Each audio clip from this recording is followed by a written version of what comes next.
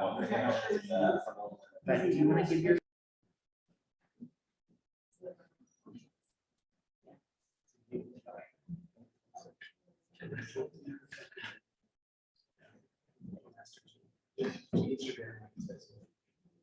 Okay.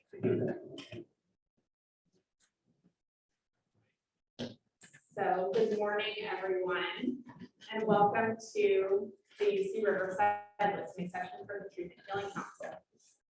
My name is Christina Snider, and and I'm from the Dry Creek Rancheria against Pomo Indians in Northern California. I also serve as Tribal Affairs Secretary for Governor Gavin Newsom. I also I do it every day because that's how you do tribal affairs, but I'm also a tribal attorney, so we'll sometimes throw in a couple things as needed.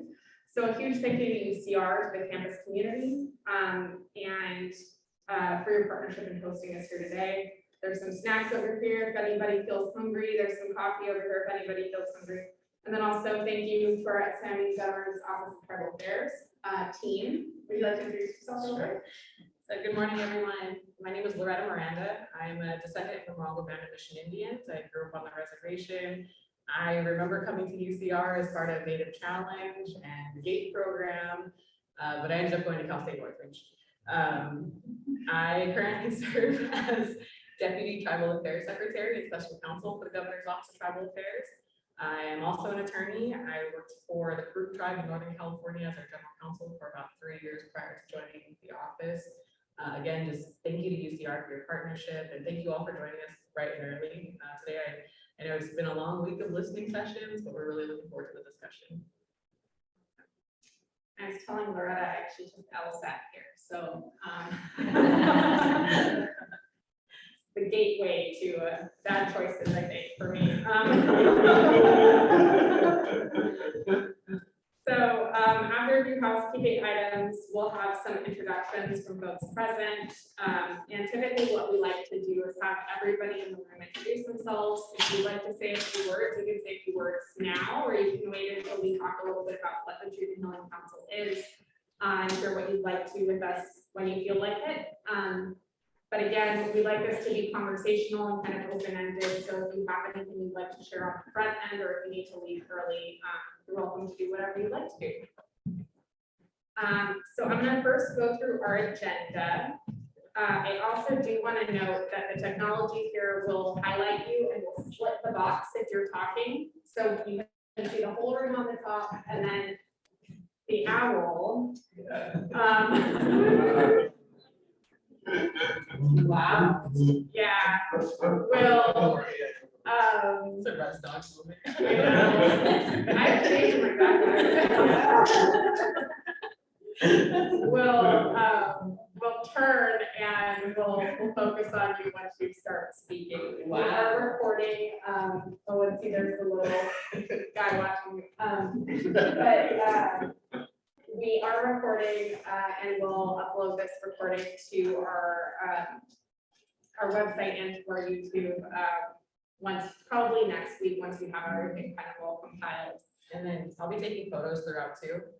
So if you don't want to be photographed or don't want to use them, just let me know. But I'm trying to improve my skills. Just taking random photos. Same deal with the recording. If you'd like us to stop recording, just let us know and we can stop for the duration of whenever you'd like us to stop recording. So today what we're going to do is have, again, opening introductions and remarks from anyone who'd like to do so. We'll also then go into a brief overview of the council and its process. Some of you have heard this many, many times. Some of you are hearing it for the first time. So if you've heard it many times, feel free to kind of just rest your eyes for a minute. If you're hearing it for the first time, we'd love for you to engage and ask questions about what we're doing here. Just as a note, so then we'll go into tribal discussion, comments, questions, and feedback. And as a note, input from tribes with ancestral homelands in and around Riverside area will be prioritized, followed by California Native Americans.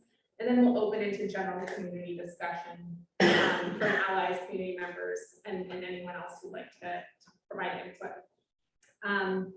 Again, Each of these listening sessions looks different. We're here mostly to listen. If we have feedback, we can provide that, but again, the council makes some of the higher overarching determinations, so we feed that information into the council for their review. You know, community input can be anything from, this is my experience of being in this place and being a Native person in California. This is my grandparents' experience. This is the challenges that I face. These are the opportunities I see with the state, with the federal government, with private interests, all kind of rowing in the same direction. It can be kind of whatever you feel like is on your heart that you'd like to share today. We'll then have reflections and items to follow up, and then we'll have a traditional closing. For those interested in following the council, ongoing updates, including listening session recordings and the listening session summary documents, are available at the California Truth and Healing Council updates blog at catruthandhealing.com, all spelled out. You can also get updates for events by following the Governor's Office of Tribal Affairs on Facebook, Instagram, or Twitter. Additional details, including meeting dates, agendas, and background information, are available at tribalaffairs.ca.gov/CTHC. And you can see recordings of all of our quarterly meetings, including the one at San Bernardino and Sherman Indian School, and those are available right now.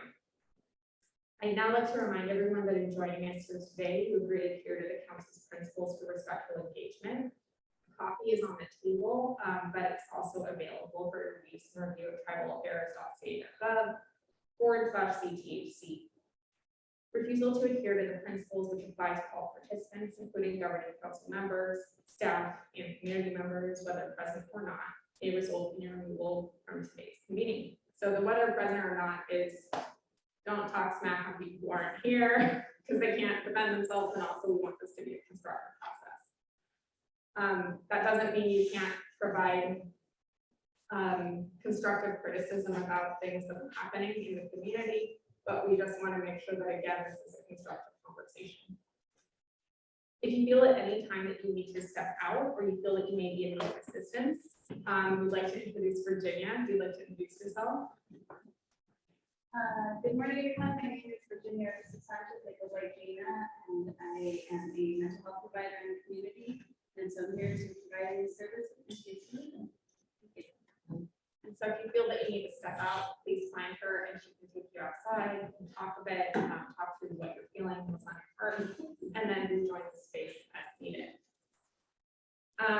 So in order to create a space where participants feel welcome, respected, and able to speak comfortably, we'll uphold the following principles in all meetings of the council.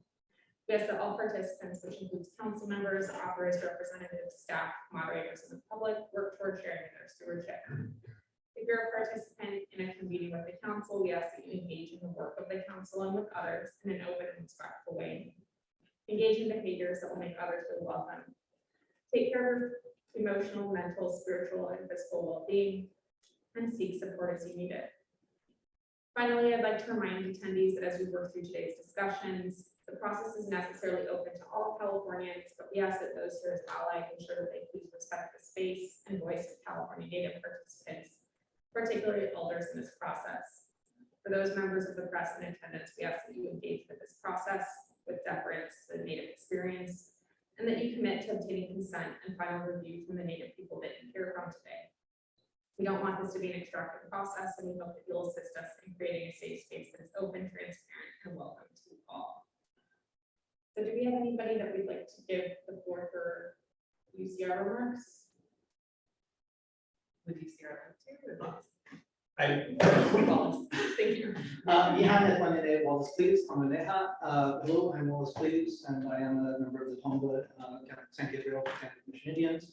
I just want to welcome you here, all here today, in my capacity as director of the California Center for Native Nations, UCR's research center for fostering Native American culture, identity research, and community.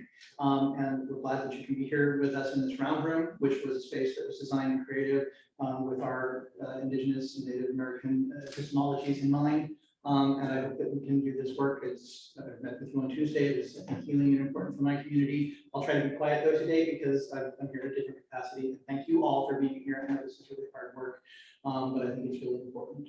I appreciate it. Thank you all. Thank you. So now we'll open it up for anyone else who'd like to introduce themselves to the group or say any words at this time. And we'd like everybody to introduce themselves to the group, but you can say words if you like or not. And we'll start with Gerald. Great. Hello, everybody. My name is Gerald Clark Jr. I'm a professor here in the Studies Department at UCR. Also, in the Korean Band Indians and former elected tribal leader. And glad that we're having this here today.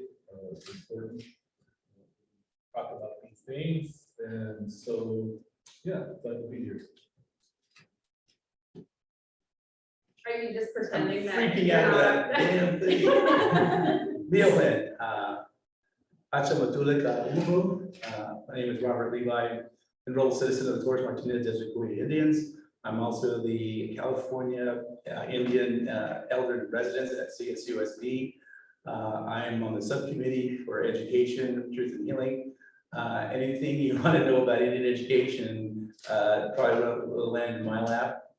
So again, concerns with the curriculum, which my wife and I are writing the curriculum for ethnic studies, and also with AB 1703, which is California Indian history in the history social studies framework for the California Department of Education.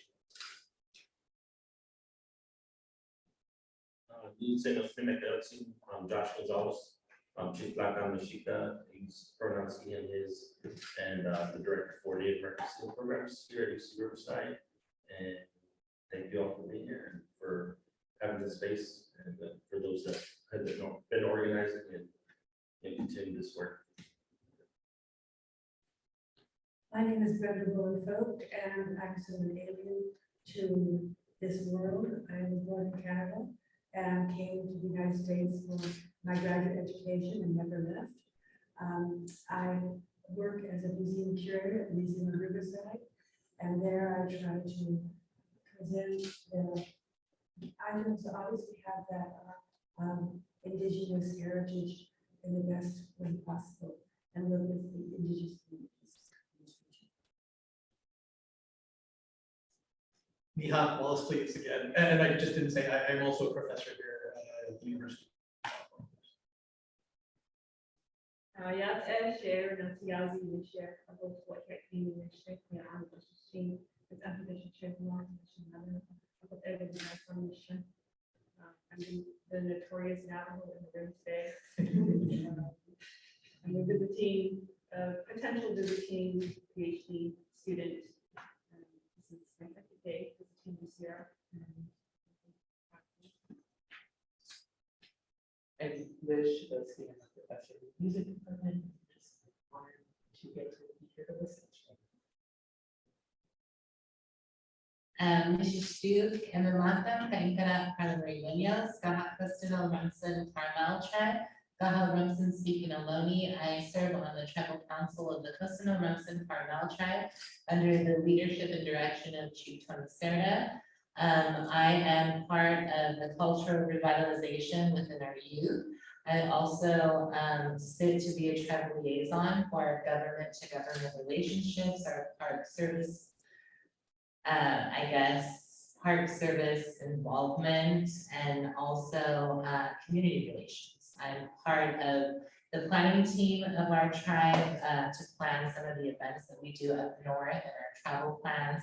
It takes a lot of work, energy, and effort with a group as large as ours, and to get them for where we are now, relocated to Southern California, to where we strive to be in our ancestral homeland, which is in Monterey Carmel area. We are very active in the Bay Area, and we continue to be active in all communities. My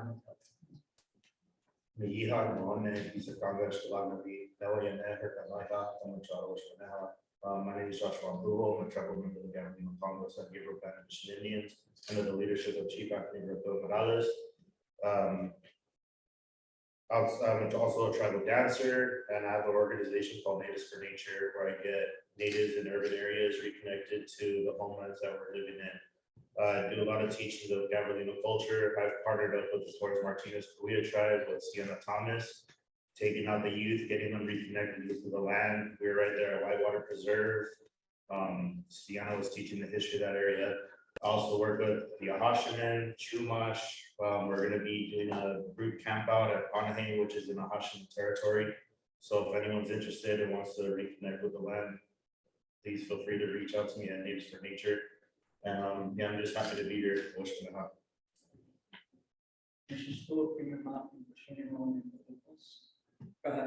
Tinker, Tribal Council, Coastal Remsen Cornell Tribe and leadership Tony Serra.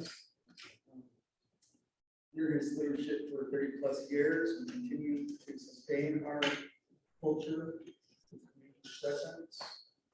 I'm here to listen, share. I'm also a tribal singer and drum leader also. Continue with their ceremonies. And here to, just reconnect and get more. For sure, we all need union between tribal people and individuals at the same time.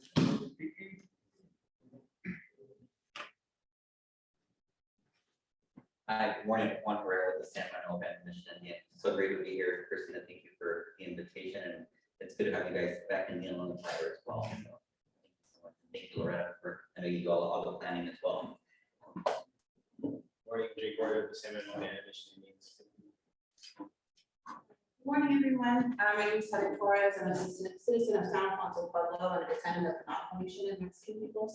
I grew up here in Serrano and Cahuilla homelands, and I'm here today personally just to hear and listen, as well as for my work. I work as a program director for the Tribal Law and Policy Institute, and we're based in Los Angeles, and we're a national training and technical assistance provider with our mission to uplift and empower Native communities across the nation. So thank you for having me today.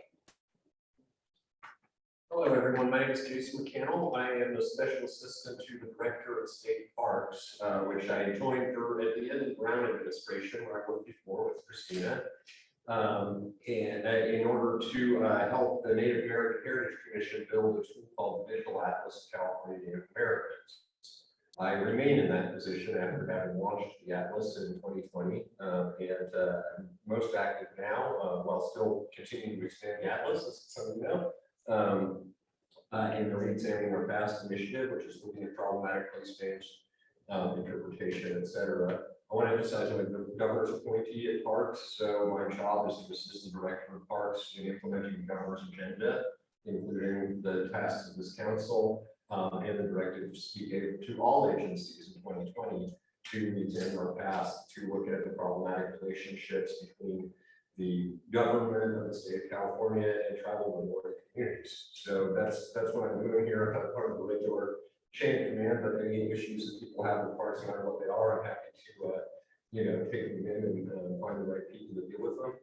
I worked a lot on place names. I was appointed last year by Secretary of the Interior to the Advisory Committee on Reconciliation of Place Names, and that's taking derogatory names off the map, replacing them as much as possible, hopefully doing it the right way with native names, and also looking at problematic names of figures like John Sutter, Johnson Fremont, and Rosetta, have lots of stuff named after them that don't necessarily have perfectly nice record stuff. Anyway, that's too much for me to say, and I'm just really glad to be here. I get a lot out of these sessions myself. I finally realized it's also my job to feel that I'm not just on the truth side. So thank you all for all of the energy and great all the energy.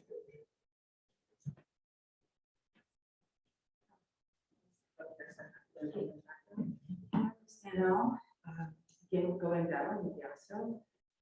Hello,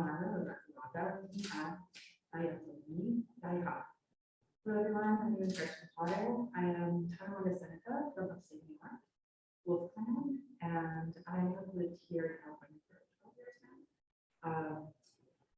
I'm still learning. Growing up in New York, we learned a lot about the Iroquois, which is the Iroquois Shoshone, we call ourselves, but we don't learn about California. So I've been learning a lot since I moved. And my position here, I am the California kind of coordinator of the California Center for Native Nations and the Tribal Liaison Areas here. Welcome everyone. Well, here in California, we also don't learn a lot about California Indians. And there's a lot of your voice.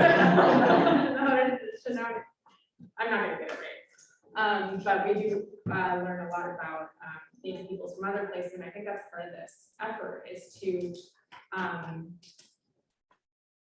re-examine how we talk about people who are from here and how we talk about our stories that are, I think, just as compelling, if not more, for California Native people and California people generally. So really excited to have you all in this space.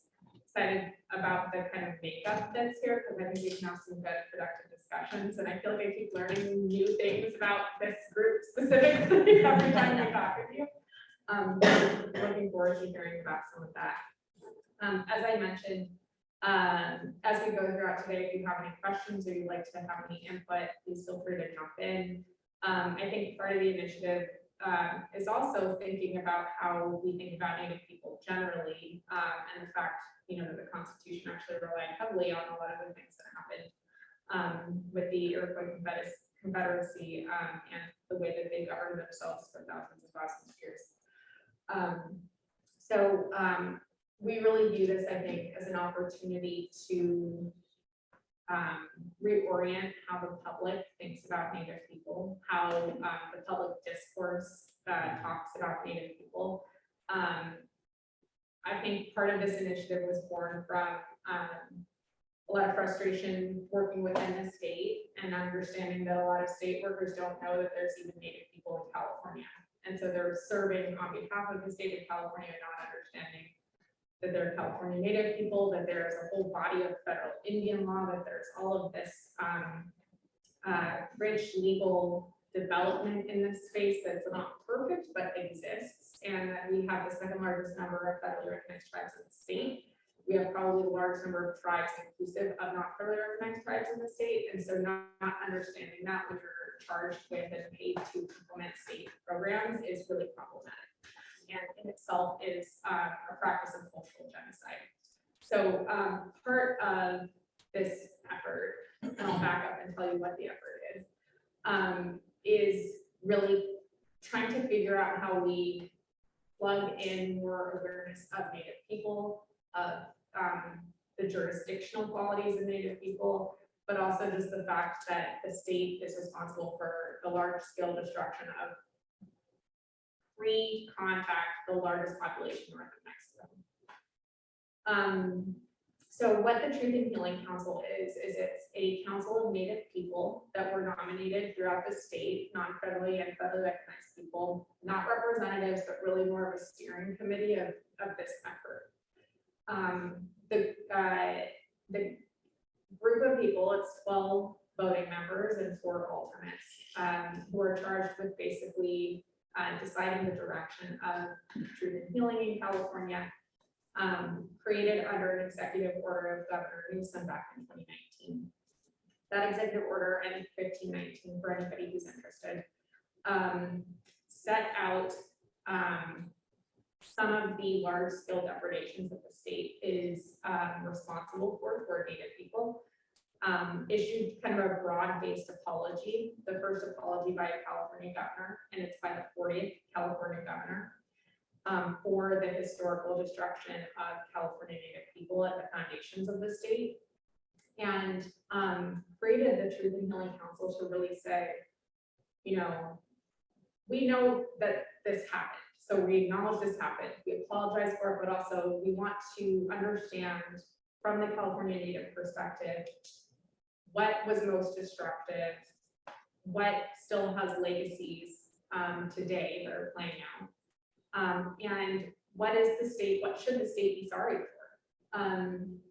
Understanding that a lot of times non-Native governments will impose kind of a restorative justice mechanism or some sort of reparation that doesn't fit what the people who had harm done to them really want or need or view as the actual harm.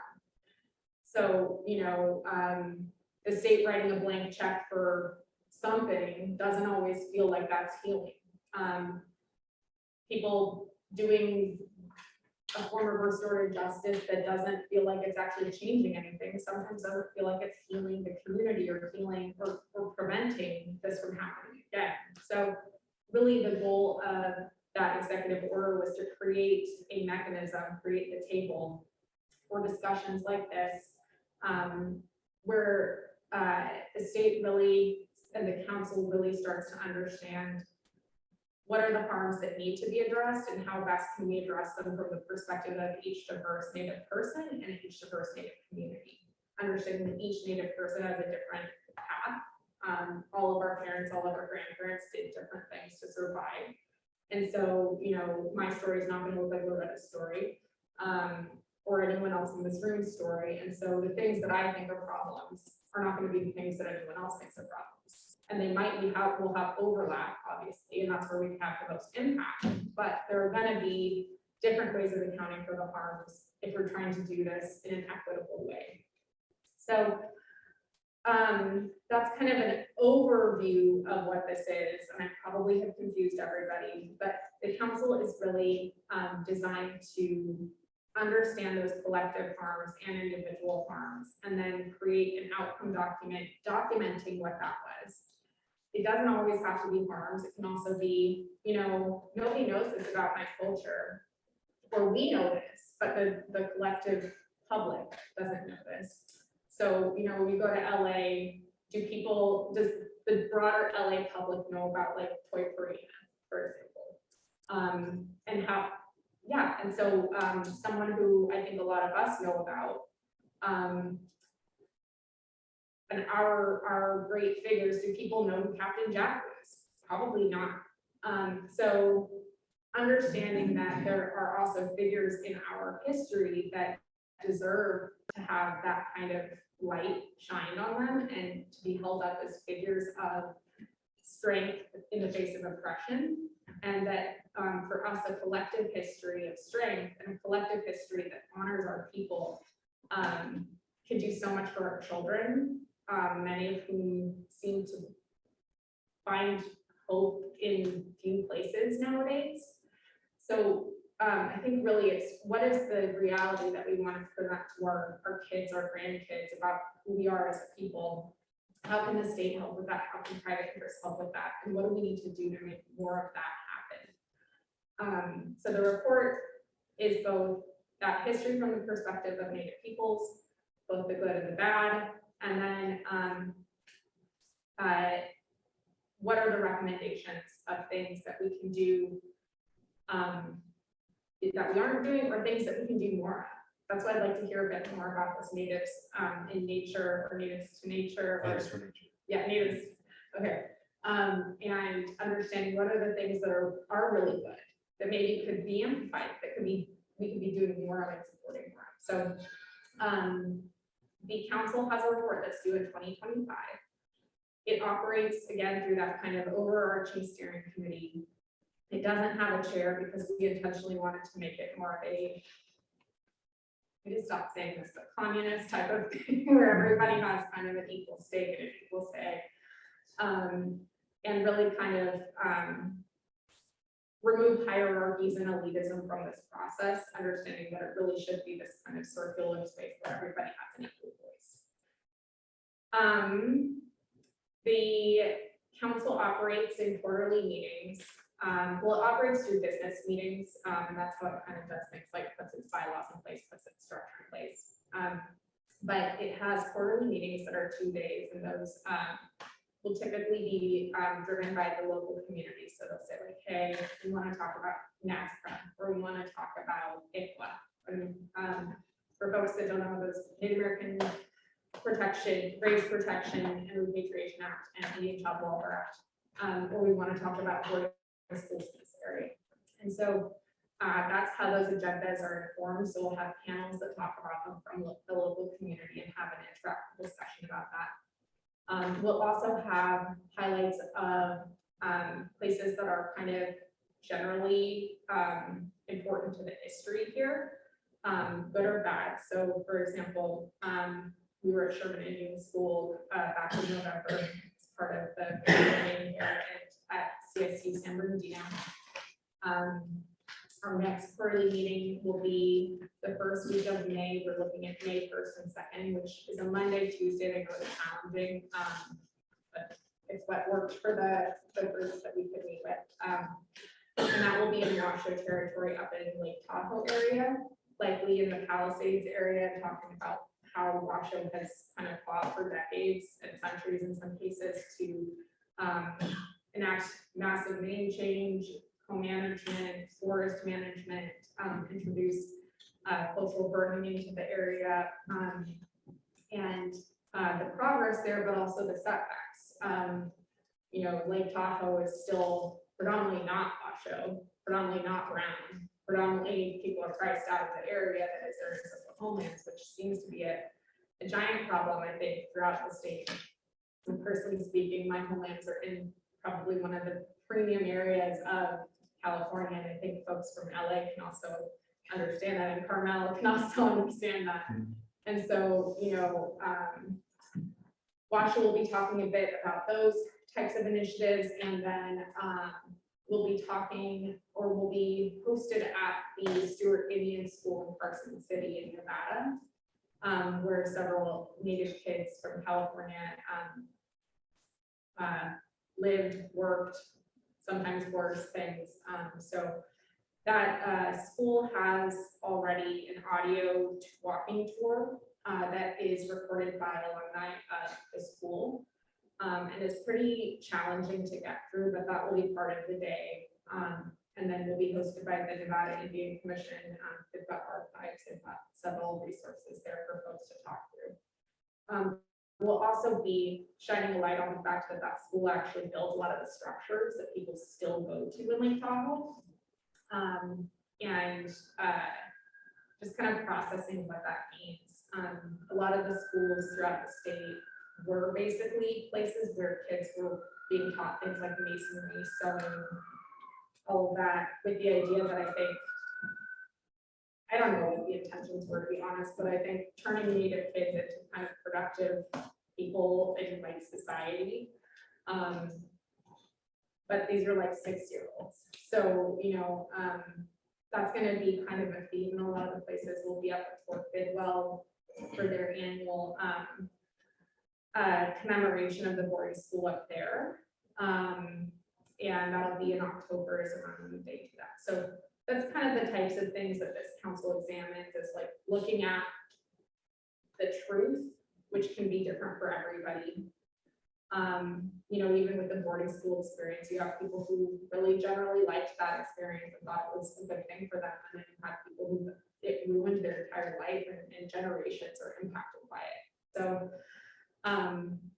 really trying to grasp the nuance of the California Native experience, which is a challenging task because it's so regionally different and also individual to each person.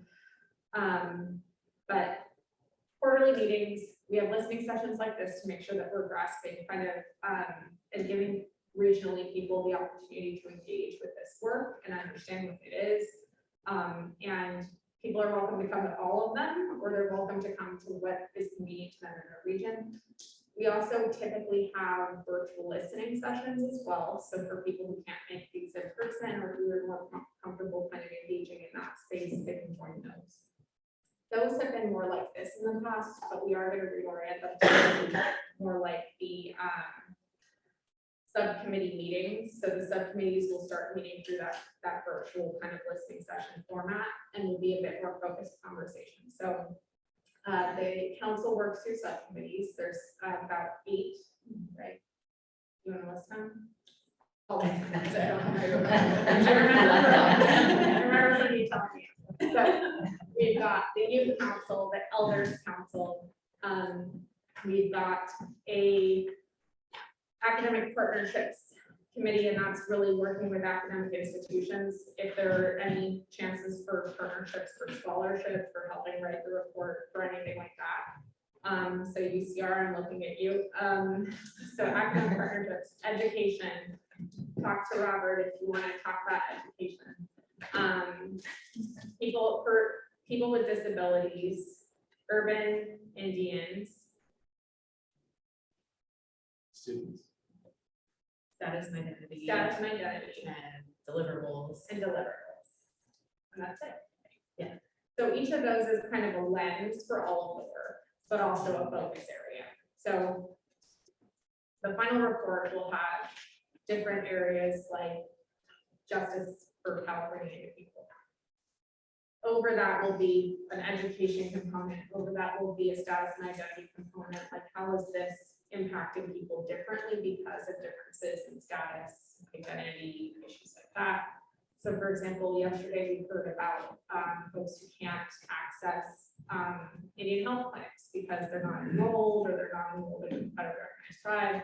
And that's super problematic because those are designed to be a treaty commitment of the United States in perpetuity to all Native peoples throughout the United States. So if Indian people are not accessing that resource, just like Indian education, just like a lot of other things that were promised, then we have problems. So lens, and then we also have focus areas that we need to talk to the council about how we do that. But will be basically like those issue areas will also get, we'll have experts kind of weighing in on those. So things like criminal justice in Indian country, where we have, you know, the 3 recognized experts for California Indian country. I won't name drop it right now, but we have ideas about who could provide that focus and help the folks drafting the report make sure that they're touching on certain issues. Anything else? Just some of the other categories, and the names aren't set in stone, because they're still kind of, We want them to be native. we do want them to be native. So instead of like economic development, we thought about like economic survivance. Meaning like, you know, We want it to be a native word. we're working on it. Yeah. But also like a land or natural resources type issue area. And again, like each of those will be viewed by the subcommittee lenses. So what does that look like to somebody, or the lens of you know, status identity, whether you are Black, woman, federally recognized tribe, and those are those big issue areas. And so that's kind of our vision of what the report will kind of look like. Each of those areas and each of those lenses kind of layered around it. And then one section of the report that's just similar to the Canadian Truth and Reconciliation report, where there's calls to action of these are things that you can do right now, or that you can do in the next year, the next 5 years, the next 10 years to implement like these are the recommendations basically. So we envision those not being exclusively state recommendations, but potentially things the state can help with, or that private interest should be stepping up to do or to fund, or to, you know, like, you know, a commitment of, you know, such percentage of private lands should be, you know, transitioned into native ownership or native conservancies type of thing. And then just to know, like, so in some of these conversations, we have folks that are tuning in and making some of those change happen. So it's kind of just a larger process that's taking place. So we're going to have these deliverable outcomes, but some of those things haven't been accomplished. Or like Financial pilots shifts. have been happening. So like, for example, when we hear that land back is a thing, then governor puts in, well, he proposed 100 million, but the legislature walked it back to 70 million, so you can talk to legislature about that. But he'll put something in the budget to catalyze the conversation even, because we know for a fact, because we're telling you, that this is all going to be really challenging. And so it being hard doesn't mean you shouldn't try something. And I think most people who worked for tribes and have been California Indians know that like none of this stuff has ever been done before. Or if it was done before, it was like pre-colonial, so you didn't have to deal with all that. And so land back from the state of California is challenging. There's a lot of laws in the way. And we're also like looking at also the largest landholder in California is the federal government. So how do we deal with that? How do we work with them to kind of accomplish the same goals? Definitely easier to do in a favorable administration, but favorable administration doesn't mean that they're letting go of their land. So yes, and then even then, it's like, whose land is what? How do you access it? I mentioned this yesterday, but open access for gathering. Who gets to gather what? Like, if we're in Pomo territory, it should probably be Pomo people being able to gather Pomo stuff. But you have people have other ideas about that because they've been relocated, displaced, and how do we kind of balance all of that?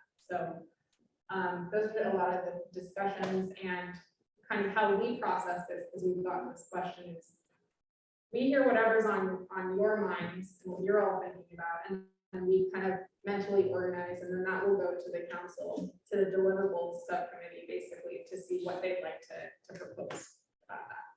And also the recordings, the transcripts, so that we can build that document. So any questions about the council or engagement? Don't all jump in at once. Will there be any testimony offered to the internet today or no? I know, we're just recording so that people can see it. And so originally this whole thing was designed as an in-person thing. And then COVID happened. So then we had to be a bit more flexible about how we engaged. But typically, the internet has changed how people engage with people, with other people, and it can sometimes feel a bit trolly. So we try to do a bit more in person, but provide those avenues for virtual communication as well. Yeah, generally our quarterly meetings are hybrid, at least at this moment, they are hybrid. And we're kind of navigating how to, so we're hybrid for our council members.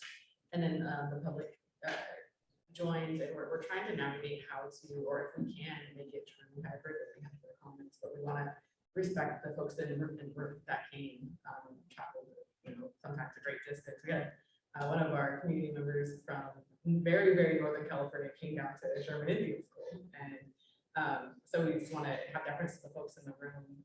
So we're just trying to navigate how we move forward. But for these listening sessions, in person only, this is our first real attempt at in-person listening sessions. We had one back in October at Yosemite, at the Indian Village there.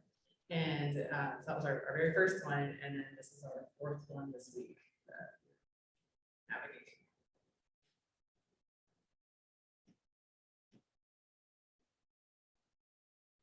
Questions at all, or if you have something on your mind, feel free to so we can open it up to just maybe discussion.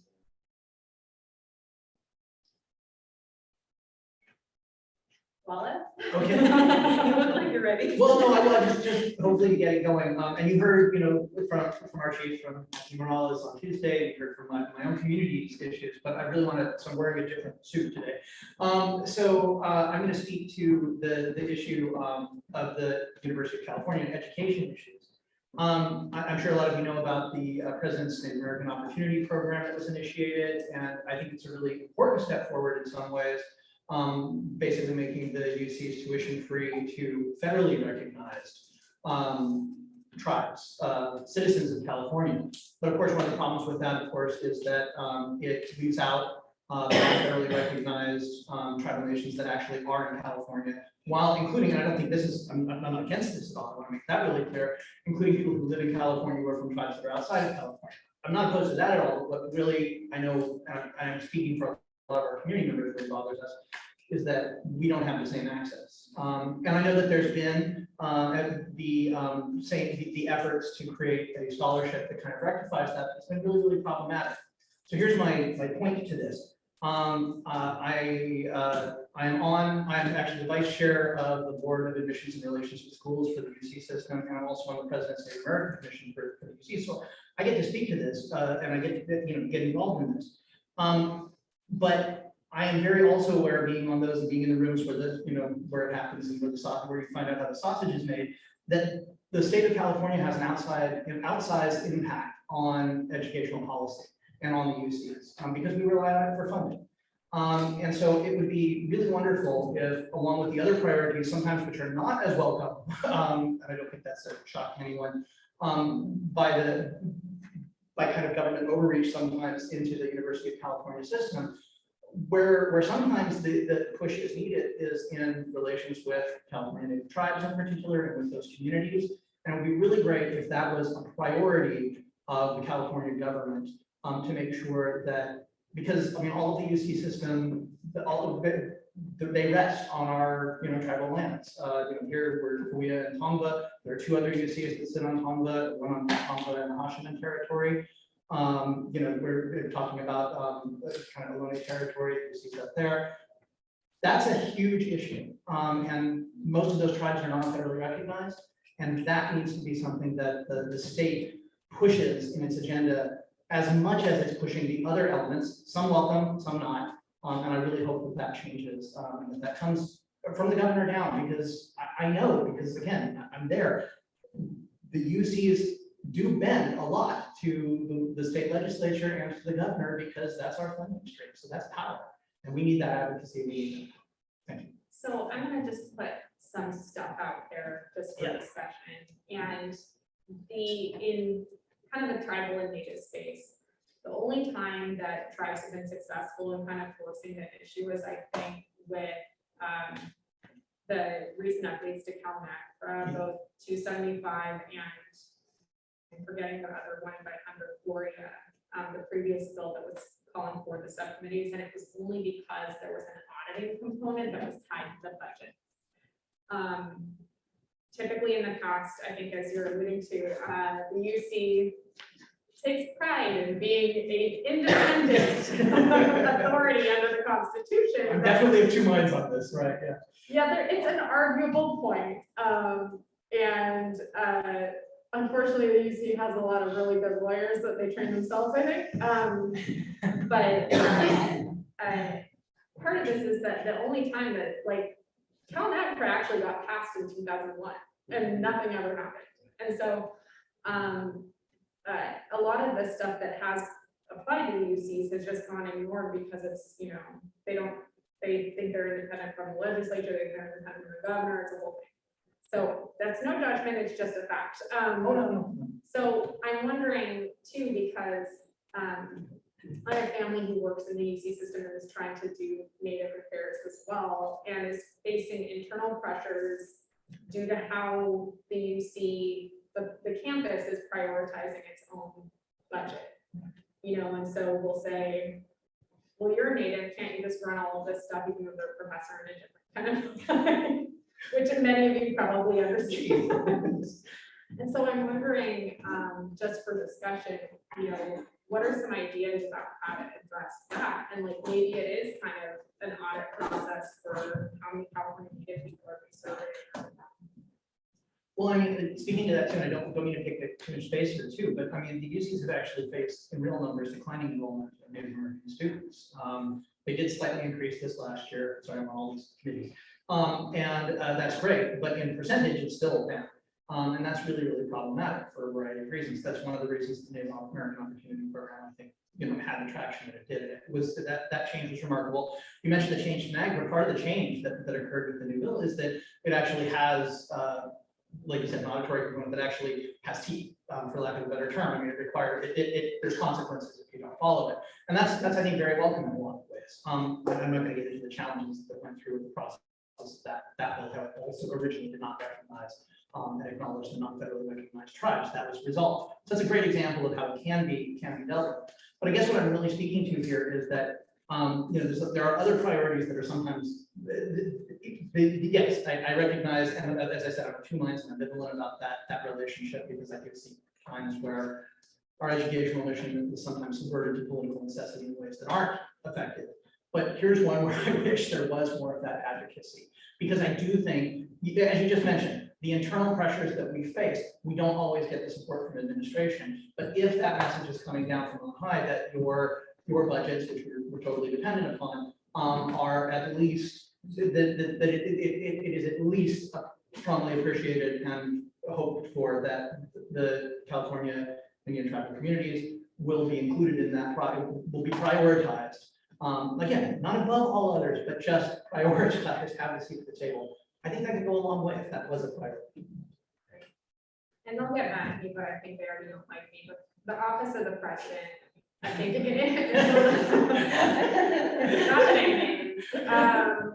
In implementing the business NAGPRA obligations, it feels like it's like a political inconvenience they're trying to remedy so that the auditor gets off their back, so that the native people get off their back. And so, I think it's just even, how do we navigate this in a way where it is uncomfortable, it's frustrating, it's even more uncomfortable for California native people to have to keep asking for basic minimum inclusion, protections, access. And so I think just putting that out there, like, any proposals that would touch CUC, how do we do that in a way where it feels like people are embracing them because it feels harder than it should be.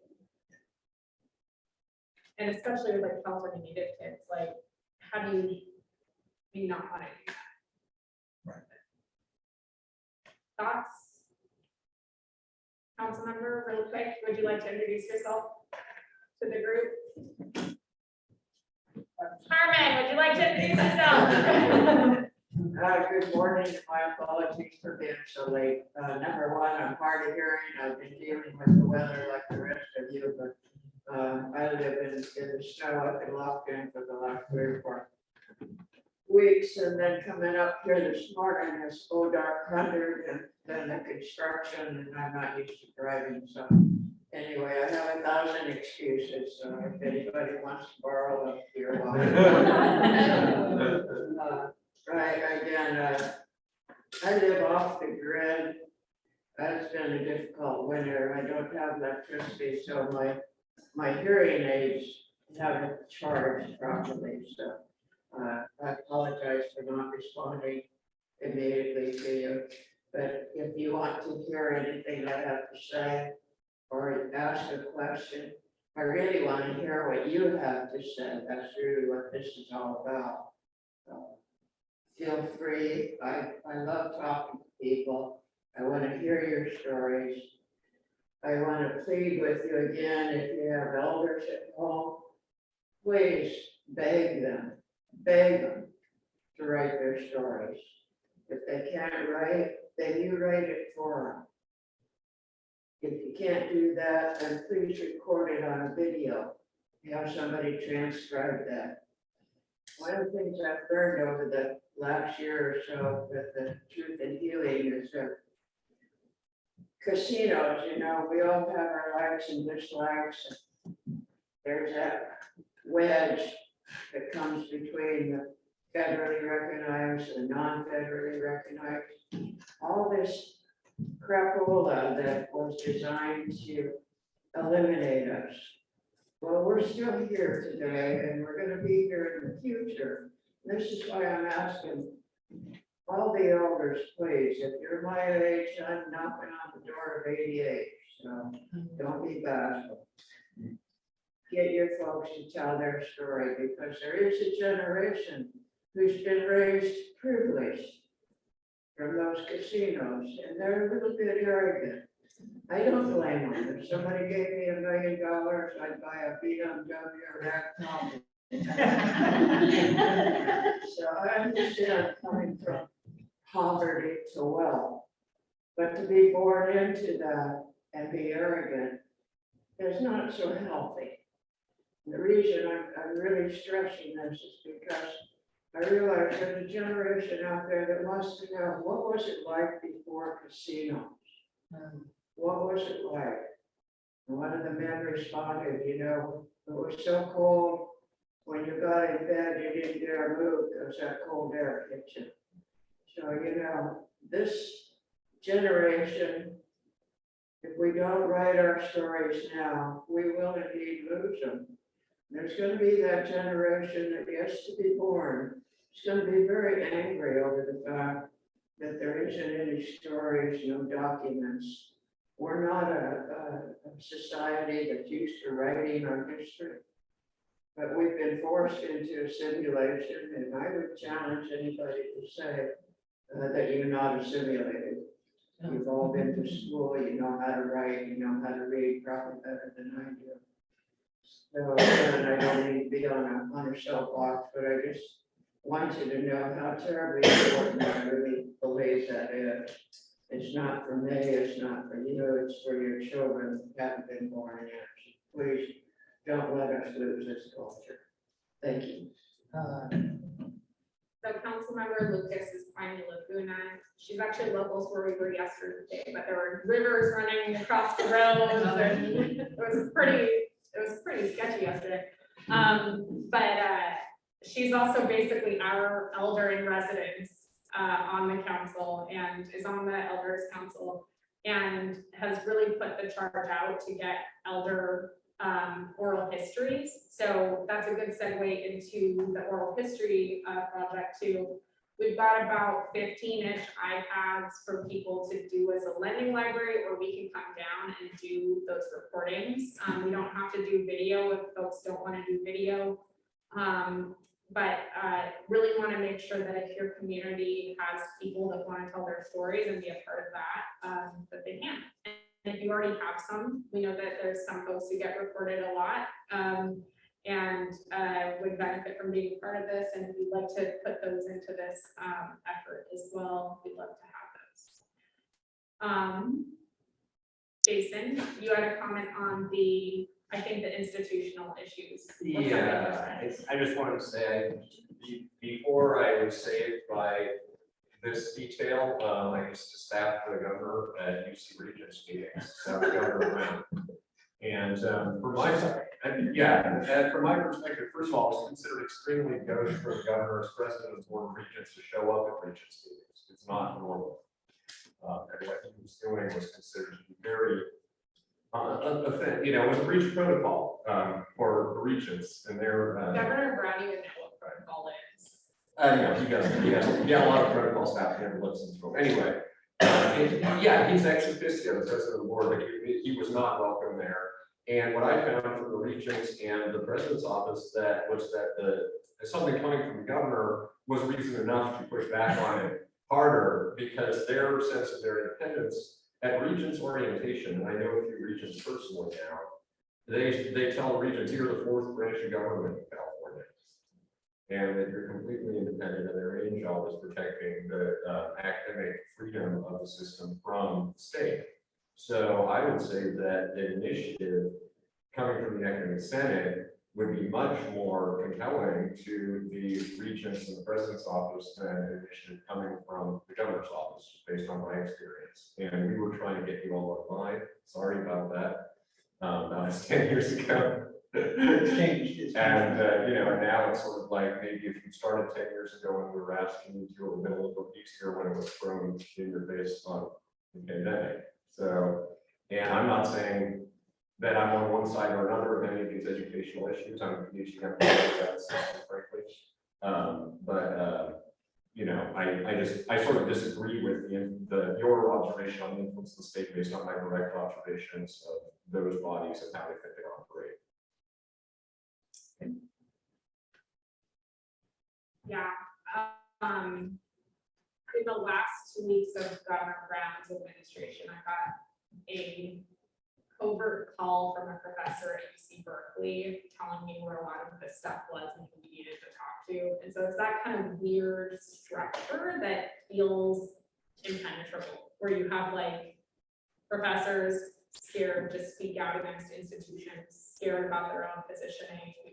And then also institutions protecting professors because of all of the bureaucracy they have in place to protect people. And so I think the challenge here and generally in Indian country in California and across the country with NACRS issues and the issues we're talking about here, representation and access and acknowledgement that, this is all based on kind of land theft is going to be, how do we balance, that academic freedom and that concept with, humanizing Native people and Native perspectives and Native knowledge and Native, interests that, again, are objectified by Western thinking. There's my map. Just a small problem, it's right. Well, I'm sorry, I feel I have to respond to that.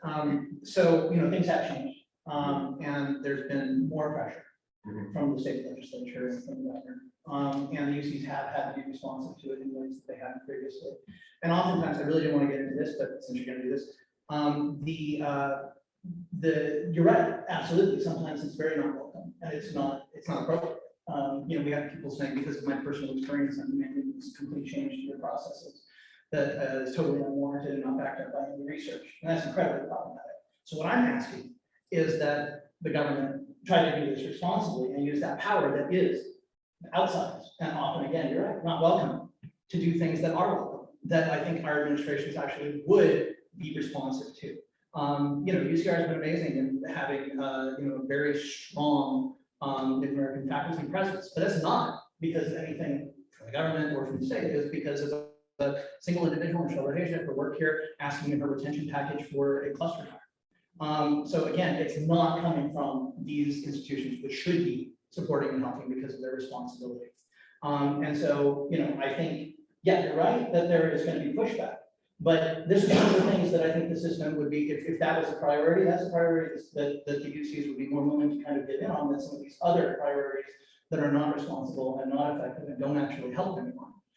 So I hate to push back on that, but I think we really have to, and have to say that, we cannot ignore that influence. It's profound. And I would like to see that influence being in a direction that is more positive and supportive of our communities.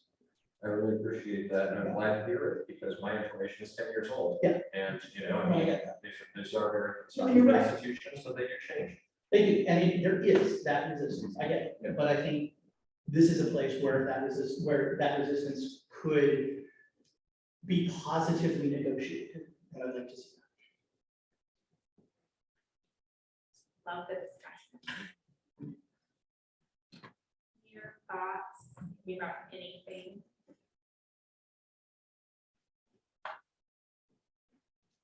I just wanted to comment to what Auntie had said. It really struck a nerve within me, and I feel like I have to share. But our elders are a precious resource, and that's somebody that I brought with me to these listening sessions was my grandfather, who's the chief of our tribe, and he's 87 years old now. He's done so much before his life as chairman with the community at large, and there's so much story behind his story.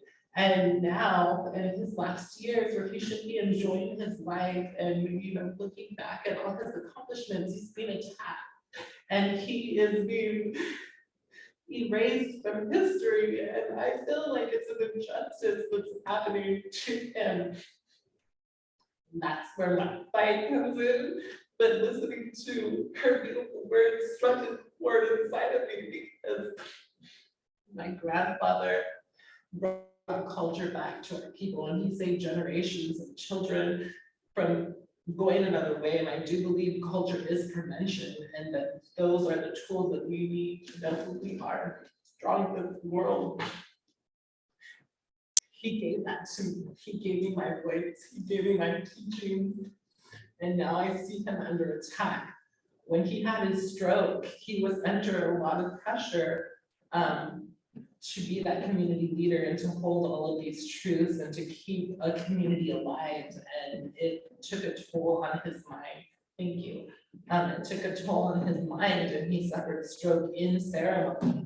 And we were in the process of reinstating our 501c3, which of course was made in the 90s, and there was so much language that needed to be updated, that the language that my grandfather wasn't privy to, because he doesn't understand the fax is no longer appropriate that an email is, and so he sought counsel within Pitzer College to help him to get it together. Somebody helped him on the tribal council. This was before my time in like 2009. And something happened, somebody came in and said they were gonna help, and instead hurted them more by changing things to her address so that we weren't getting the compliancy notices, and that he didn't know what he was doing. He's old school. He had a lot of friends in the community, so he had CPA that was doing our books that was like 89 years old, and he forgot to file our bookings for like 10 years. So there's this huge gap, not that we weren't paying him, not that we didn't give him the information, but there was just this gap, I guess. And unbeknownst to me, I came in after what happened to be a split in our tribe, because during that time, we were submitting our 501c3 papers. When we did that, there was the stipulation that said anybody on the board is related, right? So of course, how do you answer that? Because we are all relatives. We're all coming together as 7 different families in order to keep our culture alive. So the professor said it would be best if we get somebody on your council to be an interim chair that will be able to answer that question if it comes back, right? And there was a stipulation that it was until my grandfather's health gets better or until the 501c3 is completed.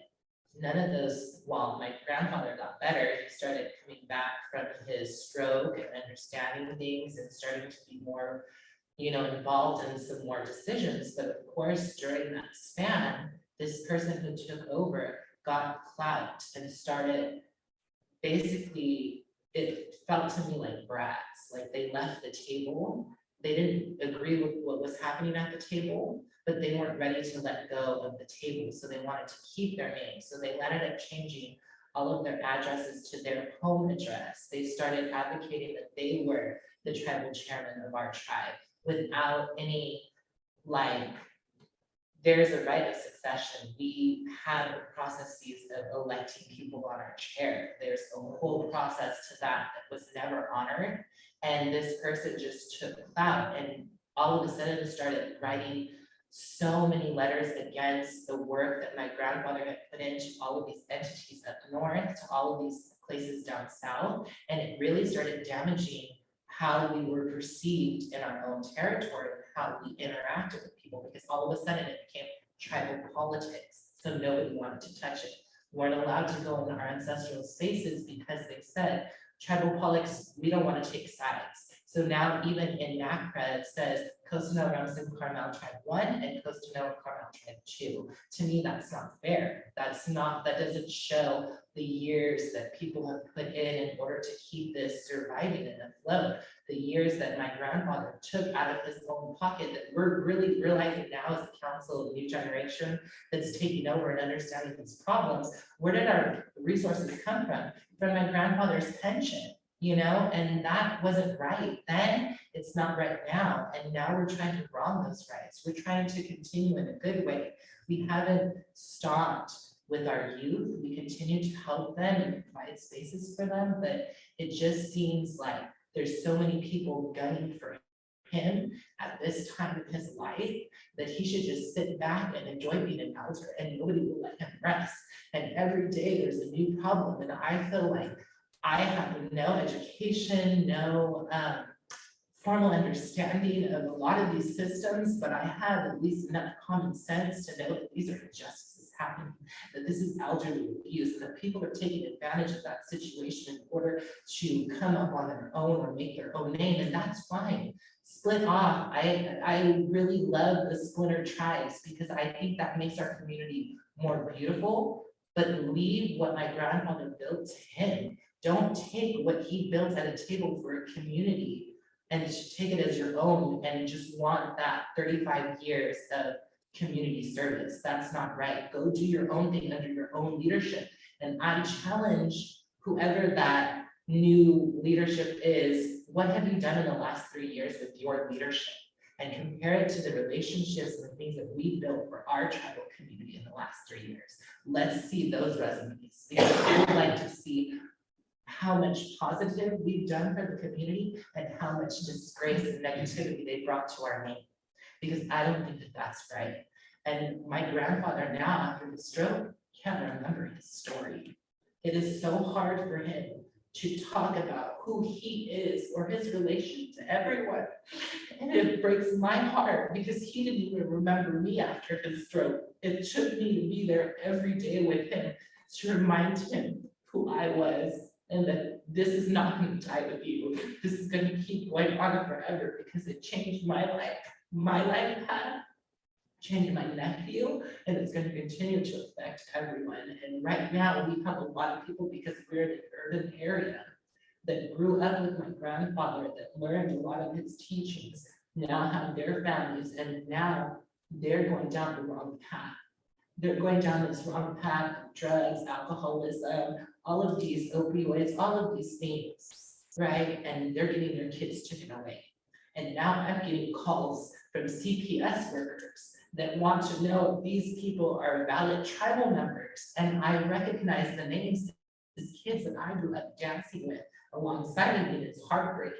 It's heartbreaking to see that. But because we're so busy fighting these wars that aren't even ours, we can't even focus on the families that really need the help and bringing back the unity to their families, which we've always promoted community and family. That is who we've been about. We've always been a tribe of healers and not herders. So we want to provide healing for our community because that was my grandfather's goal, and everything that he did. Nonprofit wasn't his forte. That was before his time. He just did it so that we could be able to travel up north and have ceremony and intercede grants so that we can bring tribal recognition to our people. He was celebrated even in San Francisco with a day named after him. But instead of the community celebrating that, they want to say, who is he? Why did he deserve to do that? He's not the person of San Francisco. Even though he's a Ohlone and that's part of the heritage, that wasn't why. It's because he did ceremony there for the water, for the healing of the water, for the land, and for the people. That's why he was honored and bringing recognition to the Ohlone people. But people forget that story, and he can't talk for himself now. We can only go by newspaper articles, old clippings, all of the things that I find in the office that he built and continued to pay for every month out of his pocket. Now we're struggling to see how we're going to keep this place open, to keep drum practice every Thursday, to have a community circle, to conduct our tribal council meetings every month. It's been a hardship, but I just want to thank you, Auntie, so much for bringing that to life, because that's part of my healing and my struggle, is understanding the steps that he put in front and figuring it out, because he didn't leave a map and he can't leave a map, and all he can do is sit back. And I'm very vocal and I'm very passionate, and he always tells me, you just like to fight. And I told him, I don't like to fight, Grandpa. I want to defend what's right. And I want to bring justice and peace to you so that you can rest your head down and not worry about any of these things. So thank you. I think you touched on something too, that I don't know how it fits quite yet, but I think there's a common line with all tribes in California. As more opportunity has come to Indian country or has been perceived to come to Indian country, there's always the hangers on that outside, that benefit in an outsized way, where the tribe ends up having nothing. So we're having like less. And so what I'm thinking about is I've heard from some of the smaller federally recognized tribes even that every time something happens, like cannabis comes along, someone comes to them and promises them the world, and they believe them because they want to believe that there's still hope. And every time they end up regretting it, you know, or you have, we've seen in California that there's, you know, firms and other interests that will come in and work with non-federally recognized tribes and make, you know, all of these promises about what will happen, and it's all contingent on if you get recognition, and you know, when you get it, you gotta have a casino, you know. And so there's, I'm obviously speaking kind of in general terms, and so I'm trying not to, these are facts, but I don't want it to be like any specific type of tribe that I'm talking about. But it seems like there is a common line of people continually seeing that anytime tribes have something, wanting to come and take it. And tribes end up being the ones that suffer, or their members suffer, because they're less for the members. And so people make difficult decisions that were problematic decisions. So just putting that out there, that I don't know how that ties to the work here, but it seems like a common thing that's happened over and over and over throughout California Indian country. So I want to start, I want to apologize, being a member of one of the host tribes whose land we're on. I would normally go last, that's what I've been taught, but I got class here pretty soon. So I got some things written down here. First of all, thank you for your strength. I'm not going to get into personal intergeneration problems because I don't have that strength. I couldn't get through it, maybe it'd be better if I wrote it down. I'm coming today as a professor here at UCR, but also as a tribal citizen. And we've already touched about on NAGPRA, and you know, the UC system and other institutions have been doing land politics now for several years. It's nice to see the tuition fee waiver, probably putting a little bit of a walk to the talk. You know, but obviously there are ways to go. I'm on the NAGPRA repatriation committee for UCR. I'm both proud and ashamed of this institution. I'm ashamed of the fact that it's taken 32 years and we're still a work in progress. And thanks to AB 275, that's put some, as well as some teeth to the law. However, I've been in meetings where over and over again, there's references to AB 275 and this legal requirement. And I think that's where we've gotten it wrong. It's not simply a legal requirement. This is a human rights issue, and that's how it needs to be framed. I hear talk of what the legislation requires of institutions, and certainly UCR and UC system are not alone nationwide, but it's a matter of ethics, it's a matter of respect for human rights, and I think that needs to be reframed and focused on. And I think the key is education. I've been teaching now for close to 30 years. There are a lot of smart people, a lot of educated people here at this institution and others. But we have to keep in mind, in spite of having a PhD, they too got the same lackluster education on California Indian history and Native American history that all the rest of us had when we were in school. And that extends beyond the UC system, and even state agencies. Full disclosure, I've been appointed to the California Arts Council, so that's another role that I have. But what I do see is because of the lack of education and the lack of understanding of inherent tribal sovereignty, seems to be a basis for misunderstanding who tribal people are as citizens. I know Robert and I both introduced ourselves as citizens, and I started doing that fairly recently because it's not simply a membership like the hair club for men or something, right? And you know, what is it, Prop 209? Prop 209, right? So we can't, state agencies are afraid to speak in racial terms. They're prevented from doing that. But we are not an ethnicity in this country. That's a basic understanding of inherent tribal sovereignty. We have a special legal, political status in this country. So earmarking programs specifically to, and I am talking federally recognized tribes here, right? And that's a whole other, my heart goes out to the non-recognized tribes. But that's this is kind of a seed, I think, that needs to be planted for that understanding. And in talking with my own tribal council this week, letting you know I was going to be here this morning, they wanted me to stress all the hurdles and barriers to, I can't tell you how many times I've been told how lucky I am to be in a tribe, right? All that free stuff we get and programs and stuff. And yet every time it's a barrier or a hurdle. And let me give you an example. The Kuya are known traditionally for our basketry. And we use the plant junkets like a lot of tribes up and down the state. And one of the prominent areas of junkets is on the Kuya Indian Reservation with State Highway 371, right in the middle of it.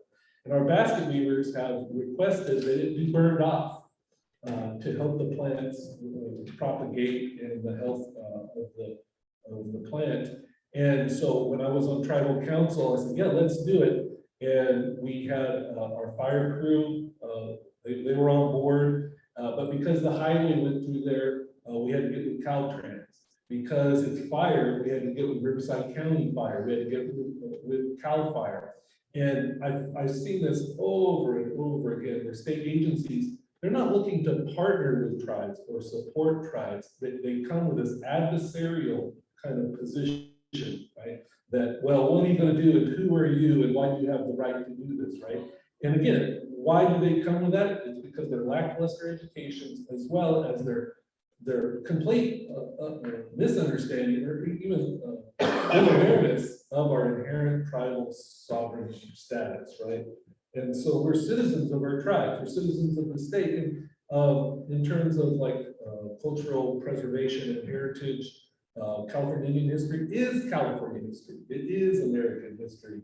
And yet it seems like, you know, I tell my students, we've all been catfished when we took US history, because US history, they think, starts with the founding fathers. You know, never mind the fact that we've been around for over 15,000 years, and that's a conservative number.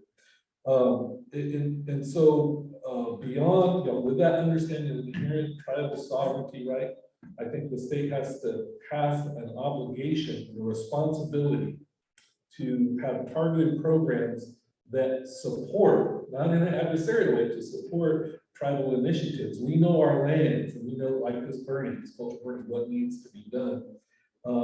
But there's also, Wallace mentioned, Raheja's efforts to get more native faculty, which resulted in me getting here. I'm very appreciative of that. But there's also an obligation, responsibility to make sure that those programs don't get hijacked by instances of you know, basically, you know, identity fraud, right? And that's an issue here at this institution. It's an issue across the state, across the country, and even internationally. And I'm in a search committee right now. We're restricted in asking certain things through HR laws, right?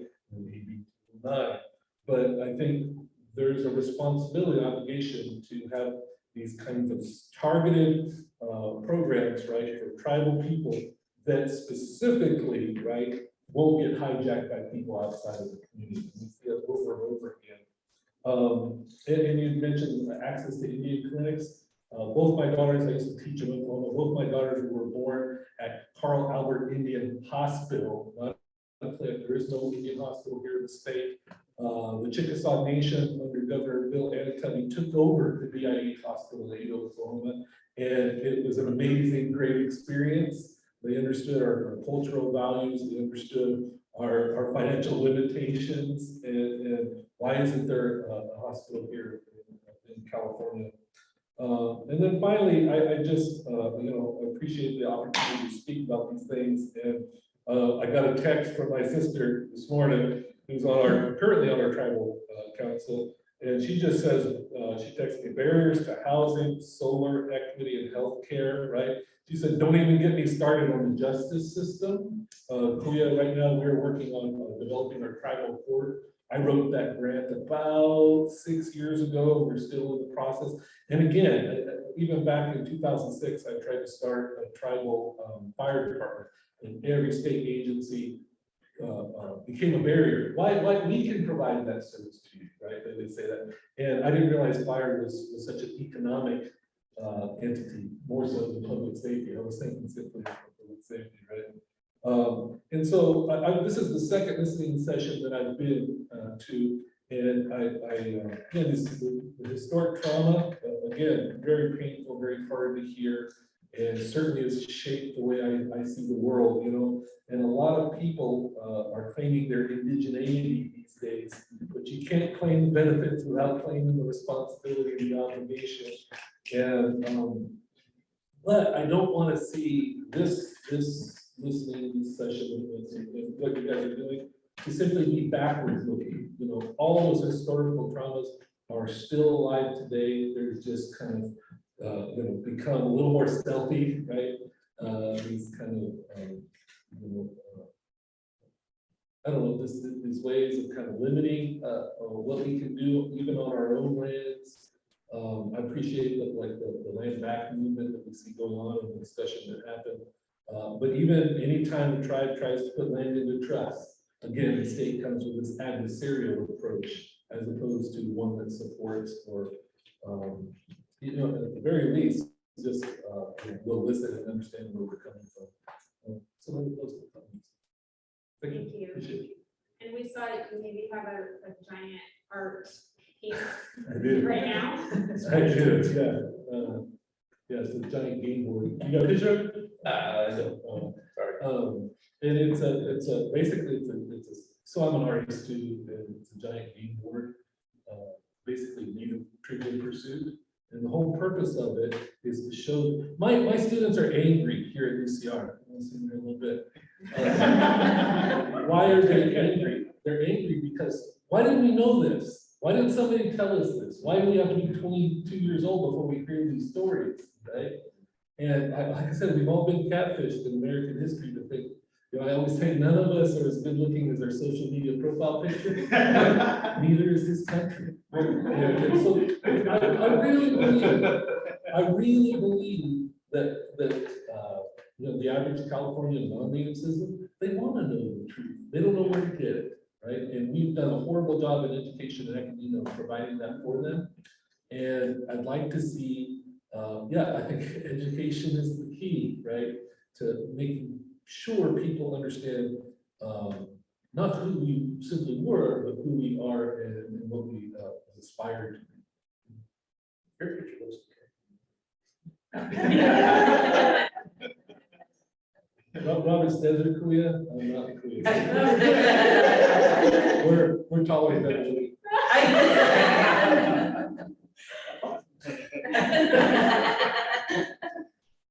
Oh, no. I'll pass it around. You been there, Josh? I haven't been there, but I saw the article. But you haven't been there? I don't know exactly where it's at. It's in the desert. Oh, Josh, go to Palm Springs. Is it open to the public? It's for the next 2 months. It's open and free. The game's easy. Oh, do you have to come and play the game? Yeah, there's a big car. Just get the middle, Cool. and then you get $100 from here. We should do it. I went to DC. I was at Oh, that's 500. Okay. You get it.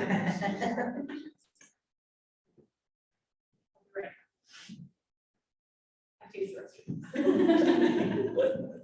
Well, you were. I was so weird. This is Gerald. And I know you have a. I just do want to apologize. I do have to go. Appreciate you all being here. Lunch, I'm gonna say. And have a good day and utilize the health services, right? This is painful stuff. Thank you. Apologize, I have to go. And we did have a newcomer come in. If you'd like to introduce yourself. Oh, hi. I just got out. Now. My name is Jorge, fourth year. Yes, until recently, now I identify as not just as Mexican American, but being both of me and Shuka.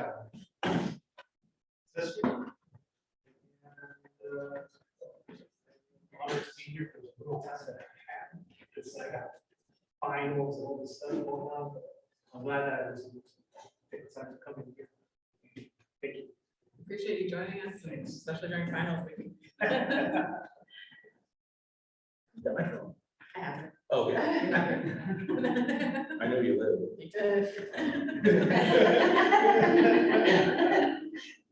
Yeah, what Gerald said is sort of segue in the education subcommittee, so I wait till Christina get back.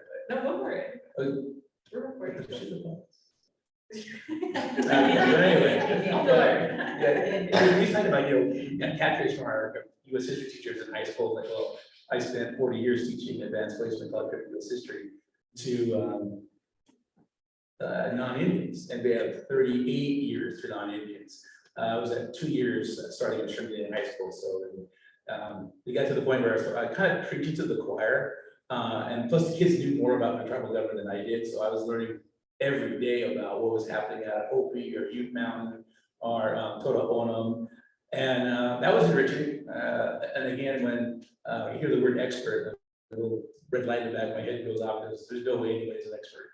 But it's just my opinion. But after that, I spent a couple more years at Riverside, Notre Dame, where I graduated from, having that Catholic upbringing. Then I spent the next 36 years up in high school, where, not to be known to me, but in 1993 or 2, no, it was 3 after, because I coached basketball, so I was all my time. But after I retired from that, I started creating a Native American history unit, with 101 basically, because after advanced placement, we had 5 weeks of doing what are we going to do. Back in the day, you had the Golden State exams for college record U.S. history. So again, after the exams are done, it's like, okay, what do you want to do? So I had 5 to 6 weeks of nothingness. So I said, well, heck, I'm going to do a Native American history unit. So it's a 5 to 6 week unit. And coming at UCR, I had their powwow at the very end of May, which is perfect, because we end in May or the beginning of June, so the kids just loved coming here. But again, they had to go through the rigors of my class. And again, I use the term rigor in its true sense. And we're having a hard time, my wife and I, looking at curriculum and having rigor in the curriculum. So, back into what we're doing in terms of education. So those kids that I had going to here, like going to MIT, Caltech, Stanford, and the Cal States, they'd come back in the years going, hey, we went to a powwow, we're doing that. Half the people there didn't know what's going on. So we had to educate them. So that made me feel really good. And again, what Gerald was talking about is we're trying to fix that. We as educators, we hear about the truth, historical trauma. We've known that. We've been together since day one for the most part. I think the last 3 meetings that I think I missed 5. And 3 of them were this week, because you guys were crazy. Oh, yeah, we had the powwow. Oh, my God. So, yeah, I don't know, it's like going local or in person, just gonna have like a whole week of everything, which is okay, because I'm retired. So, getting into that idea of education is the keyword.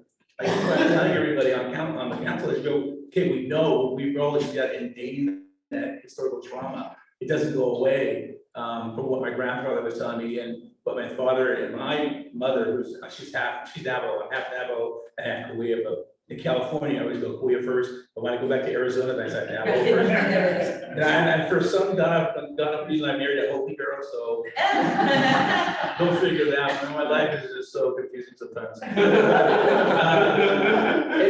Education wise, the way we're sitting right now, with the progress we've made, and again, this council and NAGPRA, Native American NAHC, all those being pulled together, we have a really good relationship, and looking at what as the elder residents at CSU as being very unique, because I have an educational background. Writing curriculum is in the past what I was doing, but now I'm getting back into writing that curriculum and reviewing the curriculum, because a lot of times we have, when this first came on, that we had the resurgence of Native American ideology in the educational system, people just jumped on the bandwagon that weren't teachers, and they're writing curriculum and professional development just was terrible. They continue the stereotypes. So even when the California Department of Education wrote the ethnic studies curriculum, there were no Indians who wrote the curriculum for the American Indian component. And my wife and I looked at that and said, this is garbage. So we went and we wrote lessons that we thought would go in there and send it to CDE. And plus, both my wife and I were past chairpersons of the California Teachers Association, American Indian Alaska Native Caucus for the state of California. So we kind of know what we're doing, kind of. So we rewrote it. They took it, they put other things from other tribes, especially in Northern California, because we're not in Northern California, but I'm glad we're able to watch it because we have acquaintance from teachers that I haven't seen in a while. But again, what we do goes through CTA.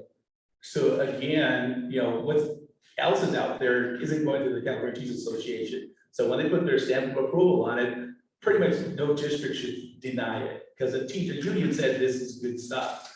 And so that's what we're going through the process. But again, it's just myself and my wife and a couple other, a group out of Cal State Northridge that came together and writing ethnic studies background. I'm on the San Diego County's ethnic studies which they got a grant, Humboldt County got a grant from the state of California to write ethnic studies curriculum and also write Native American history curriculum. It was like, oh, well, hey, I'm working hard in retirement. I was working at a contract. So yeah, I'm on the San Diego County, also Riverside County, Riverside City, San Bernardino County, San Bernardino City, and then also up in the Ohlone Country with Castro Valley Unified School District.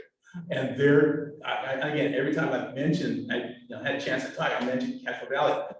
Their ownership of the ethnic studies, they're developing their own ethnic studies program, which is fantastic.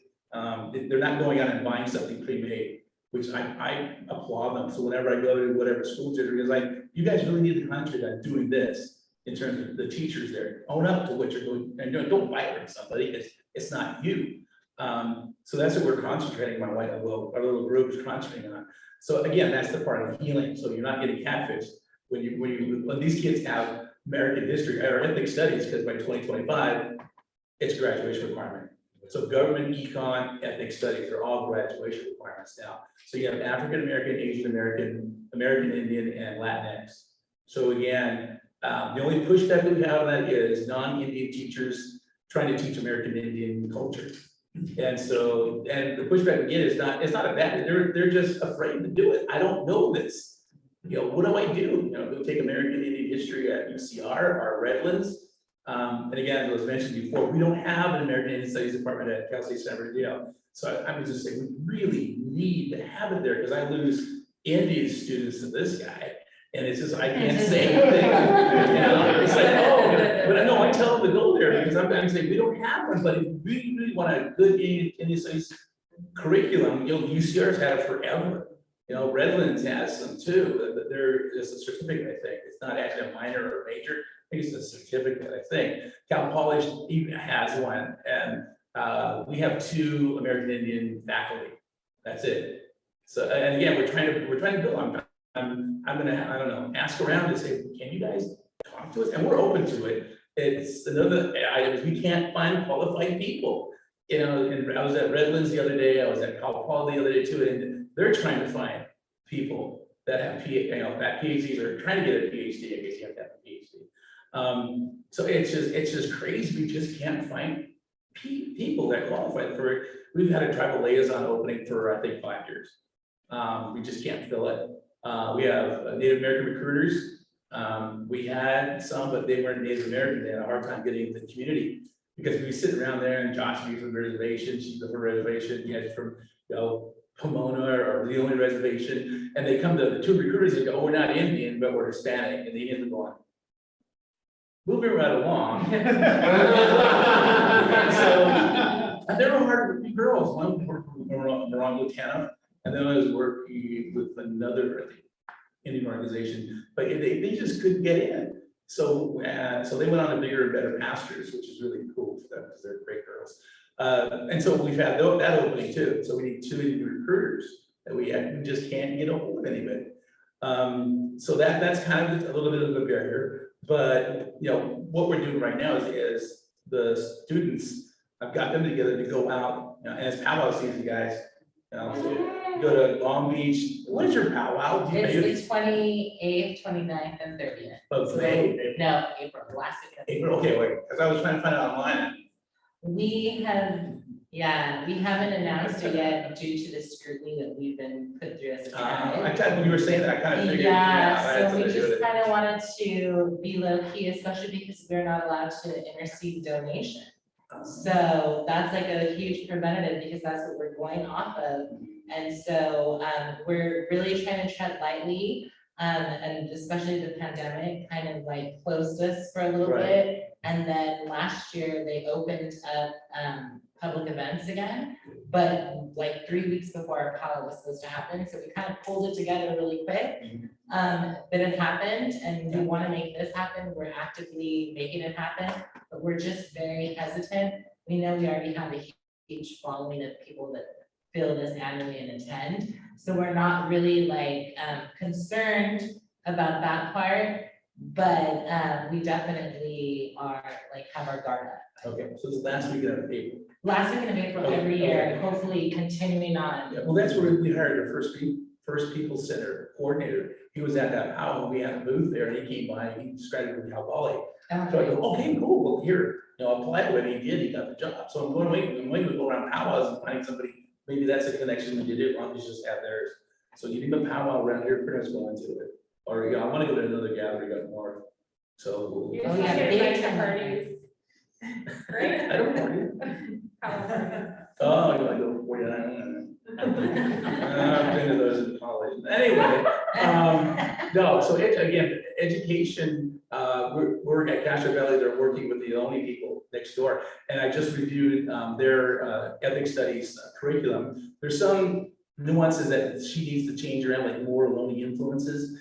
We always have an ancestral recognition, and she's got Mary Tall Chief, she's got Wilma Van Hiller, she's got Bettencourt, she's got Russell Means, and then she has a couple of Ohlone elders, but I'm trying to let her know, you need more, not necessarily Ohlone elders, but like Ohlone influencers who are, 20s and 30s from that reservation to get to the kids, have something that they can latch onto, but they know the elders, but they need somebody, close to their age range that they can look to and just go find them. So, and again, it's just stuff that I've just gone through her lesson plan, and it looks pretty good. Only there's a couple things that she needs to correct, but again, she's doing it. I mean, they're owning up to that. Again, not buying something from some place that they manufactured. Also, education-wise, looking at the Native American history coming out of San Diego County, they're doing a really good job about that. And again, Cal State San Marcos is just a wonderful place for numbers. They crunch numbers like you wouldn't believe. So we always need that background to have some kind of justification out there in the non-Indian worlds. Because if they see numbers, they say, oh, yeah, okay, it's okay. But it's just, you tell them that, hey, this sounds good. It's okay, we'll show us the numbers. It's like, Cal State San Marcos, okay, get that done. If you need to look at California Indian education, you need to look at the document called From Boarding Schools to Suspension Boards. It's a 2020 report about the situation of Indian education in the state of California. And again, the #1 area group that has the hardest problems is the Indian students in junior high or middle school. And so I'm trying to target that area, that group, in terms of developing lessons that, what do you call them, that entail, they're not comics, they're called graphic novels. So, I'm taking those graphic novels and trying to develop a lesson to go through with the junior high kids. I think that'll catch on. I'm going to run it by some teachers who are in the junior high and see how it works, because all their stuff is field tested. So again, that's something they can look at, is that curriculum field tested. So if it's not field tested, I would really be careful about it, because even as a teacher, when I make a lesson plan and say, this thing's so great, it's the best thing since sliced bread. And then I present it to the kids, are going, what? And I said, okay, plan B. And so again, if it's field tested, is great. What's his name? It's in Chico State. No, I was going to kill me. Brownie Nadu. He's a professor at Chico State, and his specialty is elementary ed. Great. I mean, his lessons are just fantastic. And my wife says so. So they have fantastic. I'm not the elementary person. I'm the high school guy. So again, like I said, education. That's what we're trying to fix. But again, we need Indian educators. And I just looked at the numbers were, but it's like 0.03% of the teachers in California are American Indian or California Indian, and the whole nation is 0.05. And so we want, we're writing all this stuff, which is great, but who's going to do it? That's the ish. So again, I'm at Cal State San Bernardino, I'm trying to create an education program for American Indians, especially in the IE. So we get a bunch of Kuya's out there and just telling Kuya history, or Lusanos, or Kupa, or Yahawatam, or the Serranos, or Tonga. Get them out there and into the schools and start teaching this stuff. So again, as Gerald said, no one's going to be told. Truth by omission, basically, is coming up. So and again, anything you guys need in terms of want to know about education, if I got it, I'll let you know. If I don't have it, I'll find out for you.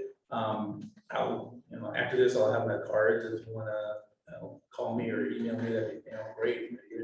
So again, I don't want to take too much time because we don't have to cover it. Just keep going. This is, yeah. Huh? This is the discussion. Oh, oh, okay, but go You know, what I ahead. would like to see is, you know, when we talk about education, you know, the schools that sit on ancestral homelands, you know, I feel like the state schools, they should give recognition to where, you know, to those schools that are sitting on those ancestral homelands. Yeah, they're starting, Yeah. they're starting, yesterday I was at San Bernardino County. Elementary schools all the way through. Like I said, they're starting, but again, even San Bernardino County, they had students presentation. You know, here's ideas that, and the kids are doing it, which is fantastic. I mean, it's some of the stuff that I was, hearing about, those great ideas for the high, we were at the high school. But again, they had one on Tuesday, and I was there, and they didn't have a land acknowledgement. So I got kind of after them about that. I say it's disrespectful. You know, you were sitting on Kuya, you know, it's land, how aren't you doing the land acknowledgement? So at least yesterday, you know, the person that was running said, oh, don't forget, we're sitting on Indian land. And I was like, so I said, okay, so when they introduced me, I went a little bit more in depth. So they're catching on, but again, this is the third time that I had let them know the meetings, with ethic studies, they didn't have a land acknowledgement. So it's like, okay, you need one. If I'm here, you're gonna need one. They didn't have one in the last ethnic studies meeting, and I said, you need to have a land acknowledgement. And so they said, well, can you do one? I said, no. Because I told you before, yeah, I told you before, you need to have it. You didn't do it today. No, I'm not gonna do it. This is, you know, something that you will remember doing, not me doing this. But if I said yes, oh, it's okay. And it's still not okay if you don't do it. So, you know, it starts at the high school, but it's, you know, our elementary school, but it's gotta go down. We're trying to get it in the bulletins, because it may not be every day. Put it in there. It let me know if it takes what, a minute? Do it with the pledge of allegiance. Yeah. Do it every day. Yeah, I mean, after the pledge, here's one, you know, and just have different kids do it. Yeah. Now, we can suggest it too, but again, you're talking about, the girls talking about barriers, you know, it's up to those guys, so. And there's no really teeth to it, so it's like, we just sit there saying, you know, bad school or. Yeah. So I heard that. Over in, Yeah. Santa Cruz, maybe 15 years ago, about 15 years ago, we went and did a ceremony and land acknowledgement prayer for the Costa-Noa High School up there. And that was, and they're asking us, what can we use for a mascot? You know, what can we use for a mascot? You know, Tony, Trevor Chairman, and Tony. And he says, well, we're bear friendly. So you want to use a mascot, we use a bear.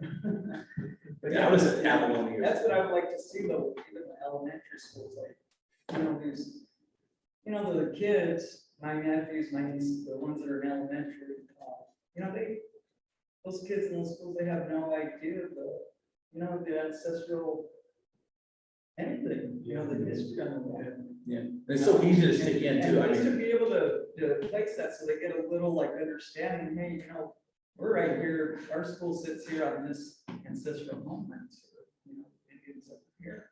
So we have a raised hand and another raised hand, and I have a conversation. I know that Riverside Unified, Ramona High School is working on that acknowledgement. They reached out to Lord Siskwa at Sherman Indian Museum to create one to use. So it is becoming part of the Riverside Unified School. And I was just gonna add, I'm an educational facilitator for our culture in school systems from preschool up to college level. San Francisco to me is doing an amazing job. That's where they always employ me to go and talk to all of these grades. I personally like working with the Waldorf school because they believe in spirituality and honing it, because as a child, you're the closest to the spirit world. And so they want to teach you of how to keep that spirit inside of you throughout the duration. So they personally in every single classroom have a land acknowledgement. And I think it's so cute that they recite one to us every time we go there. And it, to me, it shows progress. And doing this for the last 8.5 years, without a PhD, college education, only my own cultural traditions and knowledge and understanding of place and inside place, right? Was I able to go into these systems, but now I'm seeing these kids follow me from preschool, now they're going into middle school, and now they're going to high school. And they're like super awestruck, like, oh, the Aloni sisters are here, the Aloni, and you reach a whole level of new audience that I feel. And also you are helping to bring education to these change makers. All of them are gonna grow up and remember that we talked about how the red-legged bullfrog has more rights than we do to Tuli, you know? And so they wanna fix those injustices and they wanna help that. And one little boy wrote to us in a card and said, can we give you our house back? Will that help you live here so that you can talk to us more? Because they know that we come from Southern California up to Northern California just to talk to them. And, you know, it's been amazing. We've come with so many creative ideas in order to catch the attention of the kids. We come up with games and things like that. But then when it comes to that difficult age of middle school to high school, that's when you can start being very truthful with the kids and you can start to shape what their perception is to understanding figures of the past and figures of today and how we are still here and we're still in our community. The problem is when now with all those years of educating, and because I didn't spend time in a UC or anything like that, now I'm not qualified for these jobs that come up and they're given to somebody else, they're prioritized to somebody with a PhD. So the equivalency needs to be there because I could talk to people all day and get them interested in wanting a higher education, but I'm not qualified myself. So it's really a catch-22, and we are definitely advocating for our children to go through that system and to, even if it's for vocational schooling, just to become effective to our tribe and to the next generation so that they know that there's other options for them out there. And I always talk to little kids, they always say like, how can we help? What can we do? The number one thing that I tell them is appreciate your surroundings and remember that you are the stewards of this land now. We are no longer here taking care of it, it's your responsibility. And we do that through our appreciation throughout the whole thing. And so we kind of incorporate our culture, but also leave them with a, you're responsible now, so what are you gonna do with this responsibility? And I think that that's important, that not only are we leaving them with education, but we're also giving them the opportunity to make it right. And I think that that's super important when you're dealing with middle school and high school students, especially when they're going up to higher education or not, starting families or things like that, because that's when it really affects them the most and will affect change. I do have something, but it's, we'll stay this area, I have a question on something, just Keep going. okay. So I was busy over there when we were talking about the different committees, and I was wondering, is there an area that includes kind of contemporary arts and media and literature, film, those kinds of things? There is not a committee on that. I would say the closest might be education, but they're more focused on curriculum Right. plus like the education of Native kids generally. So how are we falling behind? I think that there's definitely space for that to be an area of focus because I do think like. Yeah, like something that Robert was saying was that, you know, I was thinking about how education, obviously, we have that is creating generations, you know, and we are at this point now, we have generations of kids who don't know who we are even, and having done, I'm sure all of you have had this experience, who've gone into classrooms, you know, kids say the craziest things, like, oh, you're Native, why are, you know, how ancient are you, or why are you still alive, or, you know, things they say, you know, it's very clear that they're getting these ideas at a very young age, and a lot of it is media and film and literature, and so we've had a resurgence of that, and it's been great, and I was thinking about how Avatar 2, you know, and it felt like that just took us 500 steps back, you know, that we have so many talented writers, filmmakers, you know, creators who are doing contemporary work that would be important in terms of shifting the narrative and bringing that kind of education to popular culture and media, that would be an important area for Make a note of that. Because I know also, we were actually talking about the California Indian Heritage Center, which is a separate thing, but is kind of connected to all the things we do. Part of the public relations campaign for that, which is getting kicked off in the next week, is California Native artists from all over the state have submitted content for a coloring book that will be part of getting out the messaging and the culture and why you're doing all of this. Is that? No, that's just swag, that's a different thing. This is actually, one of our contributors is right here, but it's from all over the state, we have different artists. I don't know if he contributed, No, but he could be the art coordinator. yeah. He's not here, so I So we're volunteer. all- I think there's already one, Eric Wilder, he's Pomo. Yeah. Shia Pomo, and he's kind of he's the one who kind of bridged the artists together, and then he worked with Yeah. Mio Marufo, who's my auntie, who's known me for a very long time. But she kind of wanted to pick artists from underserved communities that maybe, like, there's a Tongva artist, I'm an Ohlone artist, there's a Washu artist, all of these communities that maybe need to give a voice to the voiceless, which I was honored, and I had a completely different view, because when they told me, they're like, oh, what's your relationship to Acorn, and can you make a coloring page? They didn't tell me what exactly it was for, and so I drew something catered to children, and like, what's her name, Wishoyo, or Wishoyo? She is more of like a graphic novelist artist that is like more adult, right? And so when I'm drawing these like kid graphics, she's over here drawing this amazing, like, I didn't get the concept, but at the end, everybody's vision for it was so different, because the whole premise was we are all different, like the way we prepare Acorn. So an acorn is what unites us. So the graphic artist is the one who came up with like the logo for everything that's gonna be on everything, but we all kind of have a say in it. And then the artist got to express themselves individually, and hopefully from that, we'll be able to express more throughout this process of how this is gonna affect our communities and how we can give a voice. So I thought that was really cool. And I had never been part of anything like that before, ever, because I'm a painter and I make jewelry. So to draw a black and white drawing was very challenging for me, but I thought this would be a great opportunity to bring more awareness to our Central Coast, which is heavily populated, but not with Native people. So a great example of the types of things that we would be looking at, of supporting Native artists to create Native content that's uniquely from their perspective. And I think you're right, that's such a big piece of how people even see the Native culture.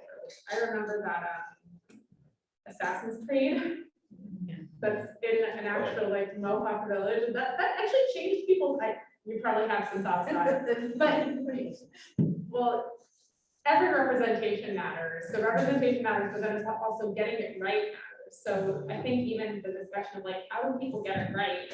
How can they do this in a way that's, you know, culturally humble, elevates the right people, pays the right people, promotes the right messaging, and kind of also, you know, creates that understanding of who Native people are. Like, you know, Gerald's art piece in the desert, like, such a neat thing that people can tangibly feel and do and put on Instagram and. I mean, he's on the California Arts Center, and then he's by the governor of Houston. That's what I think he would get us into places that I don't think we could really get into. And again, we're going back to the politicking idea, but again, I guess we can't live without politics, I guess. Politics is just people. Dealing with the state and laws. But yeah, so I mean, you know, it's something to look into. I mean, we need a ninth committee. And not just representation to that you're teaching about us, but also representation for those kids to see, you know, kids are seeing ourselves in contemporary culture, like, you know, in general media, we should be able to see accurate representations of us, even in contemporary art. And that, I think, makes a huge difference to young people coming up. We exist, and we all have this baggage of like, we're still here, we're still shouting this, we shouldn't have to be shouting this anymore, but we are still here, and why aren't we more present and visible? Well, that was one of the inner lessons she has, that we're still here, but again, she needs more pictures of Ohlonies. She has the Plains Indians, again, we need to get away from that and put more local, not even Ohlonies, but Pomo, Miwok, Washu, you know, within that general area, and the statue going up in the state, which it's the Sacramento tribe, Is it a new one? Yeah. Yeah, so again, something like that would also help. But also like, we're still here as the people we are now, you know, like not just when we put our earrings on and we do the like vests and stuff, but like when we're at the gym, you know, grocery shopping, all of it. Love this conversation. One thing I wanted to talk about, just to harken back to the mascot thing. And I don't know if this is something to incorporate, I mean, I think it can be something to incorporate into this type of process, but the reason Florida State is the Seminoles is because they actually have an agreement with the Florida Seminole tribe, where they actually pay them for the right to use that name. And in a place like California, where there's so many disparaging names still for high school, elementary schools, yeah. We've got the coyotes that should actually be like a native park coyote thing. But you know, that can be an opportunity to both celebrate native people, but then also support them by, you know, buying that right, basically. Our coyote on campus, they have a plaque that says wind song. That's the name of the coyote. And it's like, where did that come from? And so I think as soon as we get more students in the student organization, they were talking about getting a petition to change the name to coyote in Yahavata or coyote in Iliya. And make a coyote that looks like the Seahawks, where it's like a native, like, you know. Again, I'm gonna give her that look, what? Anybody? Yeah, I've Does seen anybody it. get what I'm saying? Yes, Yeah. I've seen it, I've seen it. Well, even in Riverside County, Notre Vista Braves. And the high school where I live is Altaloma Braves. And their junior high is the Chiefs. And the elementary school, what were they? I said it's all over. Oh, yeah. Oh, no, they got permission to do that. Because I was out there, you know, scolding them too, and they said, no, we got permission. So the Agua Calientes, I guess, I must have said, hey, it's okay. So I said, oh, okay with those guys, okay with me. So, but yeah, but there, it's still prevalent, you know, and then, you know, someone always says, well, what about Sherman Indian High School? The Braves, I'm going, yeah, what about it? It's like, we can call us Braves, 'cause that's who they are, it's been like that forever. Yeah, and San Diego State has, my alma mater has a big stake about that, about the Aztecs, and then close to where the Aztecs come from. So I was saying, go back to what originally, when it was a teacher school, they were called the mugwumps. It's like a griffin. And so let's go back to that. Why, you know, mugwumps, though, it's like, okay. Hey, just think of something better. Banana slip. Or something, I don't know. That's 70%. Yes. I Yeah. like bananas. Yeah, well, but I was anything else with education, just, again, if you need any issues, but that's a good, get the arts in there. In terms of looking at what would be depicted as Indian art, because Gerald does a whole speech about, you know, he has this Indian on a horse, or off a horse, and the horse is drinking water from in a stream, and he goes, is this Indian art, you know, and everybody goes, and, you know, it could be, maybe, because the Indians in it. He goes, no, a non-Indian drew it. And so a lot of times you get that drawings that are done by non-Indian, and they, oh, it passed for Indian art, because it's like, no, it's not. So again, you know, his presentation is really good. And plus his poetry, his daughter writes really nice, but intricate and deep poetry, to say the least. Yeah, you know, if you look at California, news from native California, so she's got some really good, just mind-boggling. It makes you start thinking about what she's writing. It's like, oh my gosh, that little girl. I don't think, but it's good. I mean, it's good. It's good. Councilmember Elliot Santos's nephew too. Yes, he's a writer for Bristol. He's a poet, right? Yeah. So we've got all the people. Yeah. Just need to put something in charge. I love it. As he steps out. But he gets. So we have a newcomer. Would you like to introduce yourself? Well, Richard Romero, San Bernardino County. I'm here to listen and to learn. Actually, I was thinking of an acronym of the 3 L's, listen, learn, and hopefully one day leverage. raise awareness. He's working with me. Okay. So bad. Yeah, so we're working together to get all this Indianness out there.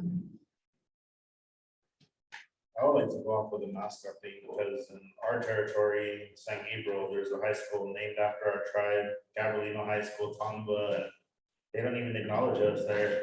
I've met 5 people from different age ranges and I asked them like, oh, what do they teach there? And they're like, nothing, even with the mission being 5 minutes away from there. And I'm like, that's interesting. So I've been in conversations with some of the faculty members there and it's going on a year now of like back and forth emails and we're trying to get some representation there because like one, you're using our name that was given to us in Spanish. Your mascot is a Tongva person and an eagle.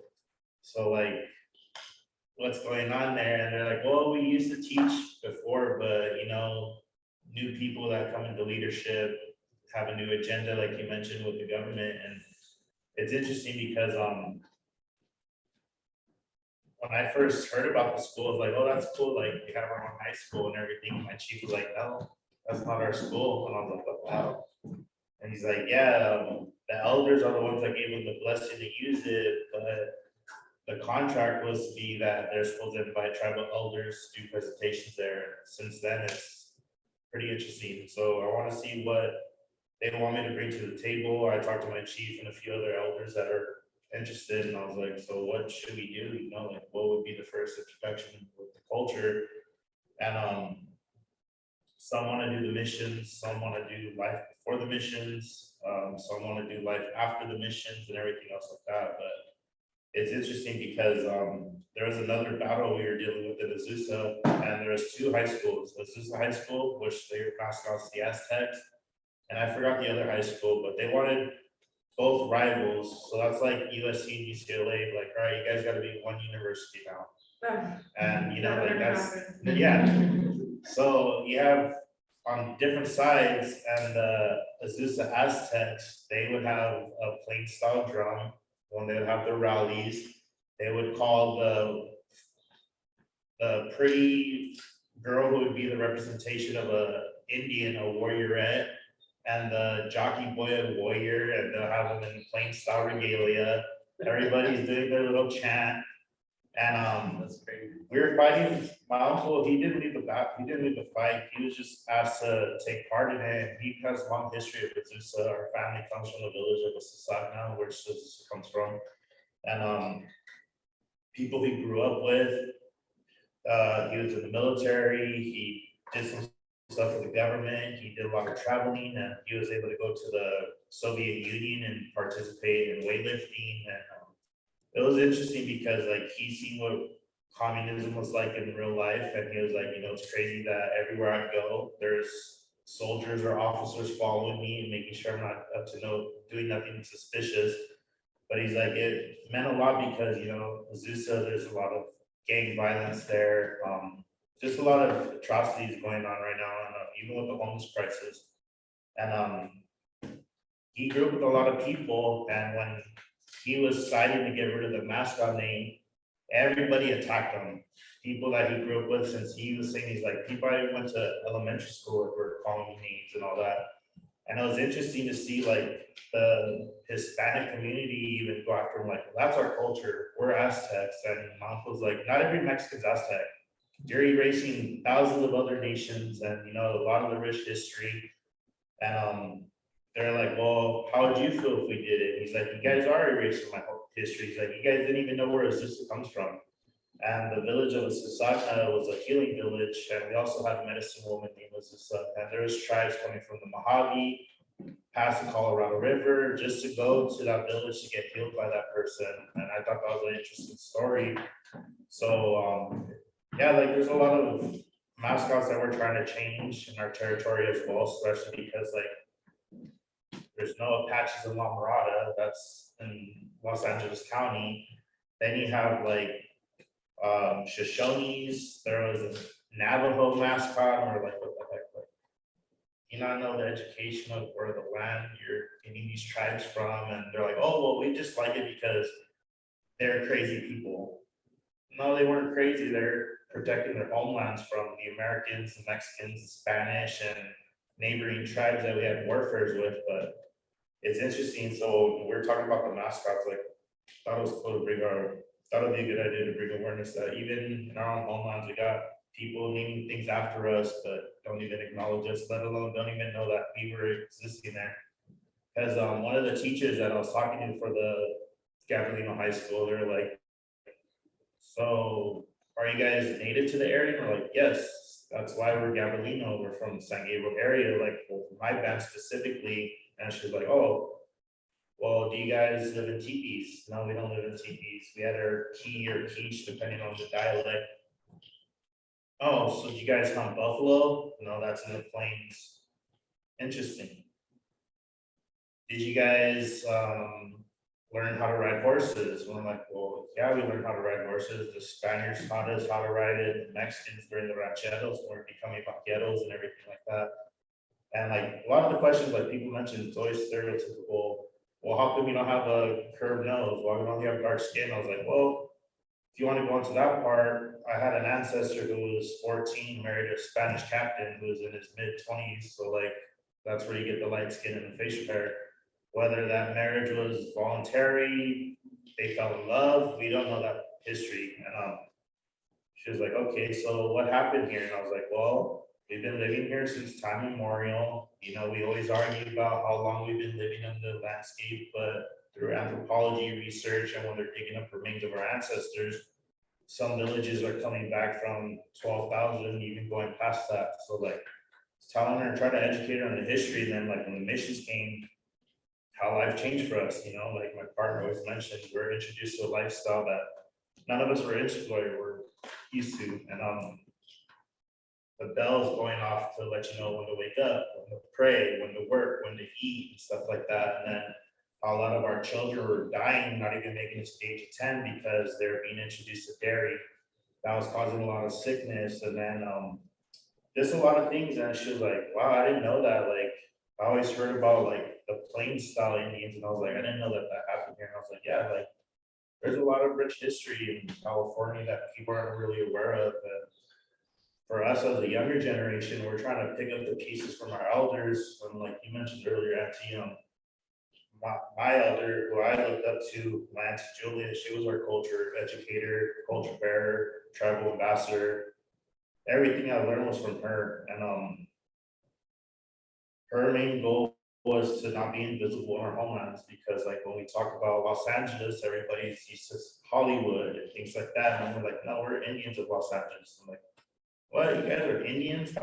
How did that happen? Like, well, what do you mean how that happened? Like everywhere, whether you're in Alaska, down to Argentina, there's people living here. Like we all have a story to tell. And for us in my band, we lost 6 elders, and some of those elders were more behind the scenes type of thing, and they don't really get the credit. So like when you're mentioning about getting their stories, it's sad because like for us, when we lose an elder, it's a library burning to the ground. We lose all that information. And now I'm trying to pick up pieces, even like go on YouTube to look at my videos to like learn new things. I'm like, oh, I didn't know that happened. Record that down. Ask the elders, have you heard about this? And they're like, no, that's your job not to look into that. So like trying to pick up pieces, partner with people that she's worked with, and get more information. And yeah, I just wanted to share that, but yeah. I think part of this too is those people that are no longer here with us. Like, who are those people who are modern heroes in California? Right. You know, because we all know Maria Falchi, amazing. We all know her sister, all those people. But who are the California people that everybody should know more about, who Robert Lee was speaking? Reviving the bird songs. Yeah, so who are the heroes that we should be holding up in California that nobody really, like there's not a bigger awareness of?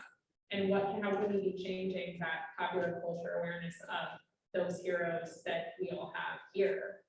I think part of what you're speaking to is, you know, the Hollywood portrayal of Native people is not of Native people of Hollywood area, of LA area, and that's incredibly problematic. So just, I think another piece of that, how, you know, modern representation and what does that look like? And and what harm has it done in displacing people too? Did anybody see Prey? Yeah. That's really good, right? I kind of wanted to speak to, you know, seeing yourself in more places. And I think that if California governors and all that would support more California Indian Days and celebrate the local people, more people would recognize who we are. I think I was privileged enough to grow up in a time where the Aquarium of the Pacific happened, and every year we would do the gathering of the saltwater people. So I grew up watching like Gina's family sing and share and be like, wow, they're so beautiful with their basket hats and their facial markings and sharing their culture very proudly. One day I want to grow up and do the same. You know, and then when it became my time to share culture, it was the same experience. And so the more that kids are privy to seeing aunties doing their thing and uncles doing their thing and exposed to that, I joined a lot of ceremony throughout my life and got to see a lot of different people. So I have aunties in a lot of communities that I lean on and support and admire, and they're my heroes. And they're the ones that I'm like, wow, I wish I could story tell like Auntie Jackie Nunez, or I wish that I could, you know, make a basket like Lindy Amani. You know, all of these beautiful names that are associated with our California culture to make us proud. When you start seeing those more often, I mean, powwows are great, and I know that they're amazing fundraisers for schools and things like that, but that doesn't show our true history or who we are. And that just perpetuates that fallacy of what we're supposed to look like. And I don't think that that's right. So the more opportunities for California Heritage Days, especially like the gathering of the saltwater people, we're the farthest north they go up, which I think is cool because I get to see all the people that interact with the ocean just like we do in their own way. And that just made me even more proud to be a coastal protector, to be part of that community of all these amazing people and being in that truth and healing, you know, and hearing some of the politics that are going on behind the scenes that you may not know, seeing these beautiful faces. I was like, wow, blown away, but also like inspired, because y'all hold it together real well and we don't even know what's happening behind the scenes, but yet we still admire the knowledge that you're bringing to the table. And I think that that's super important for young kids to see and imagine and have opportunities for more panels in schools of artists and activism and sacred site protectors, because those are the ones that are changing our landscape and changing our view now. And those are the people, like, we need to learn from their mistakes and do it better, you know, and that's what I think is inspiring by having celebrations of California Heritage Day. So they need to be sponsored more. I know that there's Indian Day and Sacramento one day, or California Indian Day. I never even knew about it until my late 30s. And I was like, oh, okay, well, I'm gonna go attend and see what's up there, but it's only in one area. So it needs to be spread out throughout the regions, and each region be celebrated. And that, I think, would be more important, because then you get a history of the people from the people. And I think that's super important, to reimagine yourself in different spaces, or see yourself as a different character. We do it on campus. I mean, UCR has theirs, at Cal State San Bernardino, San Manuel's house, we have the biggest, well, except for Coachella, we have the second, probably largest powwow down here. And so much education goes on there with our booths.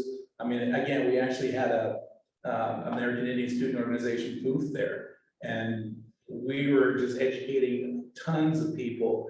And again, we see both the Plains Indians and also our Korean bird singers are there too. And so we get that differentiate about, you know, you guys, where's your drum? It's like, no, we use rattles. Yeah. We don't use drums, we use rattles.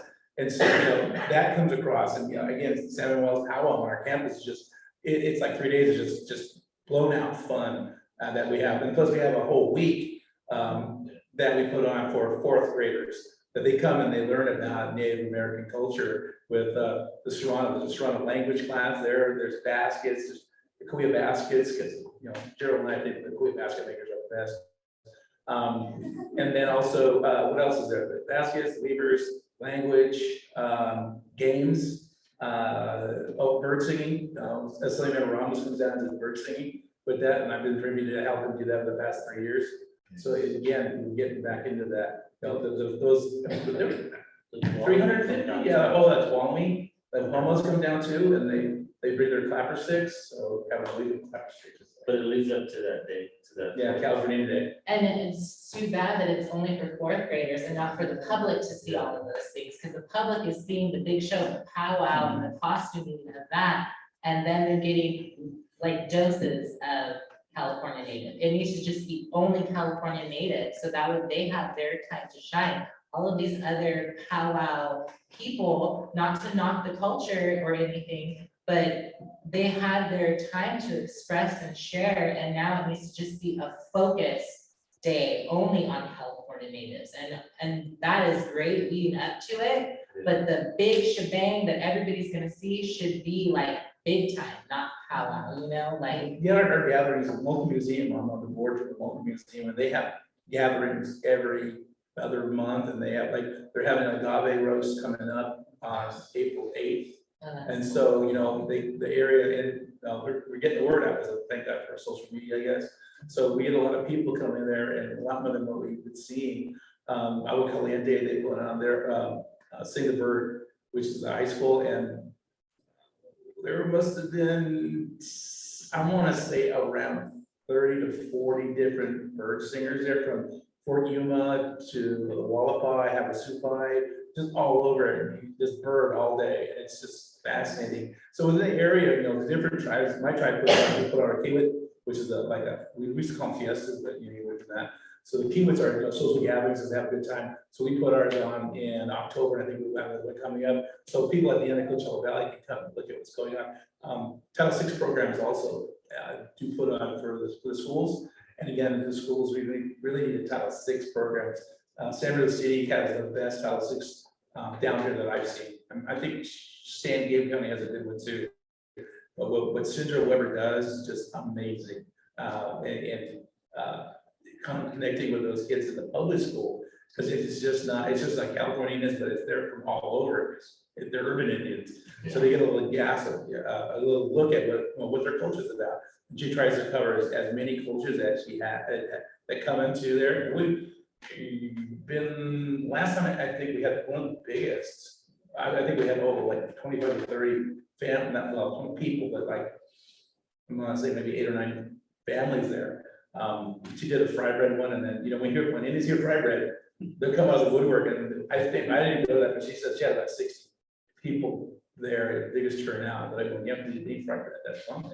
But again, they go, yeah, and they go about, you know, fry bread's not traditional, blah, blah, blah, and she'll give me something, like we did birdhouses out of gourds, and she goes through the whole thing about, you know, this is the hummingbird, she goes and talking about the hummingbird, why the hummingbird is so special in different tribes, and she does that. And while the kids are working, you know, she's talking to them about what the significance of that is in different, she's Lakota, so she hits around with more Lakota stuff. But then, you know, while I'm there, so we do a little Kuya, we do the hummingbird song for the kids. So again, it's just the whole or area in terms of education. But again, I can't stress that all the public school districts need a Title VI program. Banning has one down here. Palm Springs, we're trying to get one there, and I'm chopping them out because my reservation's right there. So also going through Agua Caliente, asking them for some help, 29 Palms. But again, you know, it's just the admin again, working with the administration, which, you know, one of the reasons why I retired is I'm tired of administration. I was tired of parents, to be honest. So I just said, but I love the kids. I miss the kids. But again, going to this Title VI program, working at Cal State San Bernardino, and going, you know, doing little presentations. You know, I still have, you know, the kids are still there, but again, they just want to soak up the knowledge. Went to what's it called? It's in Redlands, one of the charter schools. But anyway, they were doing myths, Greek mythology and stuff. And so the teacher said, "Hey, I want to get the Indian side of myths." I had to go and say, "We don't call them myths because they're true." Okay, and you know, the kids look at me going, "Really? That's true?" I told them our creation story, and they go, "You believe that?" I said, "Wholeheartedly." You know, we believe in a talking snake and an apple, and okay, sure, right? And it's just like they sacrificed Jesus Christ, the Son of God. And I said, well, we killed our creator because he was playing jokes on us. And I'm gonna imagine that, God playing a joke on you and people dying from that joke and you got sick with it. So, hey, let's kill this son of a bitch. So, and we did. And I'm going, oh, wow, that is so cool. I mean, this is stuff that, and they're going, really? I said, yeah. So, incorporated, those kind of stuff you can put in your myths that they're making their own myths up. So I said, look, you can do this and you can put animals in there because our animals are more egalitarian. And they're going, oh, really? I said, yeah. You talk to Coyote, and Coyote's my boy, and with Gerald, his wildcat, we have two moieties. And so, we just go back and forth making fun of each other, because, Coyotes are better than wildcats. And so, and that's one thing I was thinking about that too, is that there's a position in Coyote in our creation story, but I don't know what wildcat's doing. I have to ask Gerald. I never thought about that until the kids going, and when the kids say, and I hate when they listen to me. And, she raises her hand and goes, so what's the wildcat doing? And then, well, this is going on. I said, I don't know, being lazy. I literally don't know. So that again, that education, we're the healers. I honestly believe that we're the healers to all this historical trauma, because again, more people know about who we are, the better off that they become in looking at what's happening out there. We're just not jewelry. We're just not, the Pocahontas. We're more than that. We're actually people. So again, it's good that we have this background that these two great professional, hardworking ladies put out. But again, it's what we're going to write to the governor in 2025, and we're just writing suggestions. Well, and I think part of what I'm hearing too is that there needs to be a bigger understanding of protocols. And so the people of this place should take precedence in how we learn about Native peoples in California.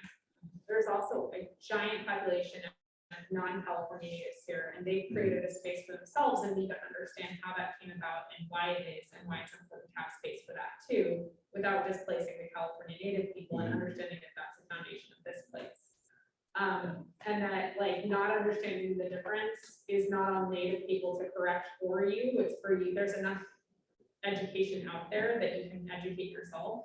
But that's what it's sounding like, is both in the education system, I'm almost feeling like there needs to be a component of California education that is about cultural exchange and cultural humility, where you understand the protocols for engaging with the Native people of the place. You understand why it's this way, and kind of, and it's even the thing people not being comfortable teaching California Native history and culture because they're not Native.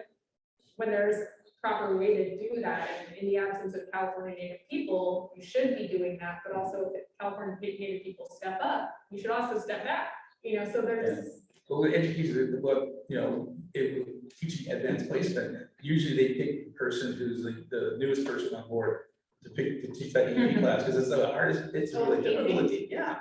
And so it's the same thing with American Indian part of the ethnic studies. They're going to pick on someone who's not just, oh, I volunteer, but they go, no, you look like you're doing nothing, and they're usually the first one hired. So if those teachers, wherever they come out of, whatever university have that background, boom, I'm telling the kids on the reservations that when you go and you take an American Indian history class, or here or at Redlands, and hopefully at CSUSB, and you get a credential and you have a master's, and you're going to teach the ethnic studies component, and you can also help the other teachers understand who we are, and also look at that 1703, putting that California into history. And the one thing that we stress, and coming out of Northridge, is that in our lesson plans, we have that activity at the end. What are you going to do? And that to empower the students. So I had one that I put together one about, I won't say Les Paul, that was Link Ray, with the guitarist in the 50s, who's Cherokee, and no one knows that hard, I think it's a strong C chord, and when we play the guitar, and it's just like boom, that's Link Ray. And so if he didn't do that, the Who, the Rolling Stones, anybody who used that hard chord, Metallica, they wouldn't be using it. And so with that, at the very end, it's like, okay, what are you going to do? Talk about Link Ray out to your friends, or here's the documentary that comes out of the Rock and Roll Hall of Fame. show that to your class, let the teacher know. Make a story up. I'm not a story, but make a song up. But make a song about some, and it doesn't have to be anything elaborate. So, and every one of our lessons has an activity at the end, so this is what you should be able to do. And the one girl up at Castro Valley has writing a letter to the local assembly members and California senator about what they learned. And so, I said, that's powerful. And so, and she does that anyway, but not necessarily with that unit. This is brand new, but it's stuff that you've done in the past that, hey, this works. This is great. And so again, that's one thing I've noticed with what coming out of Northridge, that's what we do in the ancestral. That's something that very few curriculums that I've seen do that. And again, it's that background, like Councilmember Carmen Lucas was saying, get your elders, talk to them, and you always have that question about, hey, one thing that you would change in your life, what would you do? And, for me, I was like, nothing really, it just happened. But now I think about it, I listen to my grandfather a lot more, and the elders, my Aunt Catherine, Steve Sabo, I listen to her more, but she's little too. But yeah, that's one thing I do is just actually listen to what they're saying. We're finding recordings of elderly Korean women who have passed on, and but they're talking in Korea. It's like, okay, so I have to take it to Eric Elliott and have him, he's going through it and going through the stories of what that's just what they're talking about. Something I'm thinking something like this. They just got 4 elderly Korean women and they're just talking about everyday stuff. And so I'm interested to find out what actually we're talking about. Probably very stories. Again, I apologize for you. I think I've got the gist of what's going on here, but I might be wrong, so forgive me if I'm wrong.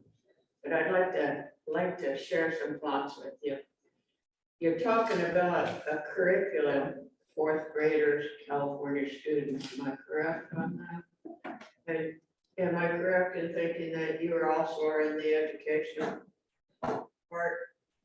Well, my standpoint for that was that it should be the responsibility of California to provide funding for these gatherings, not the responsibility of the tribe to have a gathering to showcase their culture. I'm not quite sure I got all that, but anyway, I'm gonna go ahead and show you my ignorance here. Sorry. One of the things that bothers me the most is Hollywood's portrayal of Indians, and we have bought into it. And I'm guilty of it too. I remember my first trip across country, I spent 20 years in the Marine Corps and I was stationed in South Carolina. It was when President Kennedy was assassinated. I was in Dallas at the time. And coming through Oklahoma, of course, that's Indian country. Well, it's phony Indian country because they transplanted everybody there, but nonetheless, we grow up understanding that's Indian country. So I walked into this trinket store and there's this beautiful headdress for sale. I'm in my early 20s, I don't think anything of it. I bought it for my dad. And was he handsome in that? He was typical Hollywood Indian. And he liked to have his picture taken with it. And then one day when he was really old, getting ready to die, he showed me the picture and he says, the reason I've had this photograph taken is when I die and a kid looks at this, he'll know I'm Indian. That opens up a whole conjure thing because in Lake Cuyamaca, somebody had the great idea to put teepees out there and rent them like you would a rental cabin. Well, one of the Indian girls from Santa Isabel got really upset over it. She made a big issue. She called me on it and she wanted me to go help her make a presentation to the water board about it. I didn't, but thank God she continued to grab about it and it hit the newspapers. Eventually they removed those. And I said, what bothers me more than that, it was in November when they make a big deal in San Diego about this is Native American month. So here you have powwow dancers and you have the teepees, but there's no California Indians. Now, why is that? Is that our fault? Is that our leadership? You know, we're not flamboyant people, or at least I'm not, you know, and I don't think any of us really come from a flamboyant heritage in California. But I will say that we're highly intelligent, and we come from a very intelligent, intuitive knowledge on how to move with the rhythm of the environment from coast to coast. At least that's what I've experienced in San Diego. So I kind of bring that up because I hear you talking about having a powwow and a table showing kids about California Indians. And at our last gathering up there at Fresno, we were talking California Indians, and then they closed it with the young kids coming in doing powwow dancing. That kind of hit me like a lead balloon. I thought, you know, this is California, the California Indians. But you have to go back to that history. In the 50s, when the Bureau decided in the Department of Interior, pull the Indians off the reservation, put them in the cities, make them walders and all of this. So these poor folks are homesick. They begin to develop their own social groups within the major cities, and they started the powwows. We take our kids to those powwows. We brought those powwows into our reservation. So what I'm really leading up to is we're all American Indians. We belong on this continent. We've all been screwed. I'm sorry to say that word, but that's really what has happened to us. What's really terribly important from my point of view is if you want your children to embrace their Indianness, I don't care whose Indian it is, please do that. But if you're going to bring them out into the arena, please give that history. This history comes from part of the genocide that the United States government and the state of California has placed on the Indians. So here we are, still a magnificent group of people who have a different philosophy than the general public. And I'll give you an example of that. I've worked for a lot of years with archaeologists as a native monitor, trying to protect some sites and to salvage them. So one day I'm out there in Laguna, and there's this big pine tree, 2 of them. And the day before I got there, somebody crawled up there and cut all the branches off. And I'm watching this, and the tree trimmer stands up and he climbs that tree. He starts cutting it off at the top. So I called my boss and I said, why are you doing that? He says, well, we don't want to impact the soil. There might be something there. And he says, every time he drops that log, he's impacting the soil. Why don't you just cut it off, get that tree out of its misery? He says, what are you talking about? I said, have you never looked at a pine tree before? Break the branch. It begins to heal itself right away. That pine pitch comes out there. So what I was witnessing was the torture of this tree.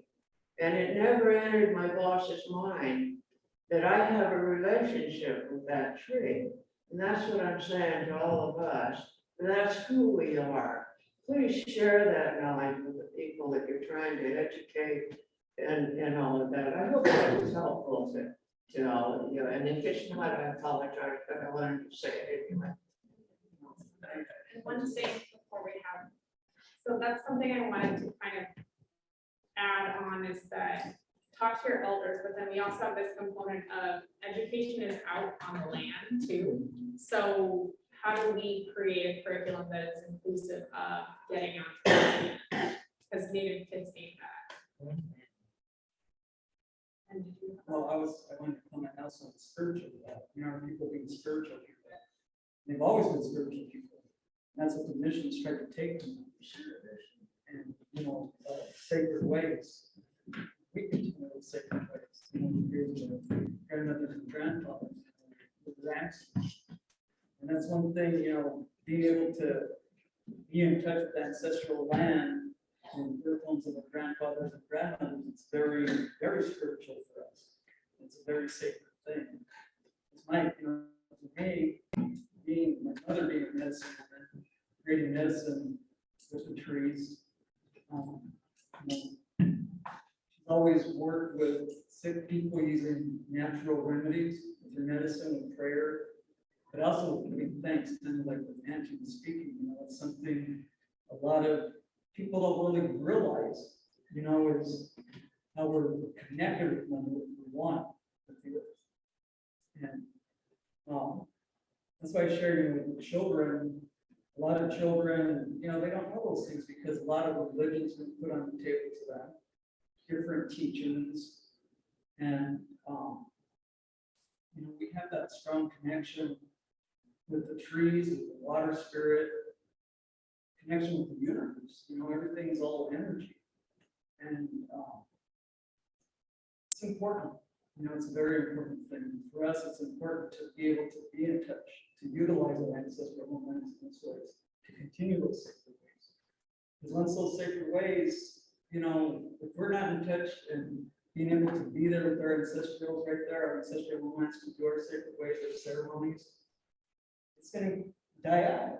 And who's gonna go continue these sacred ways? I'm very blessed and lucky that I learned a lot from even Uncle Corbin Harmon, who was a Shoshone, Western Shoshone leader in the Western nation of the Shoshones.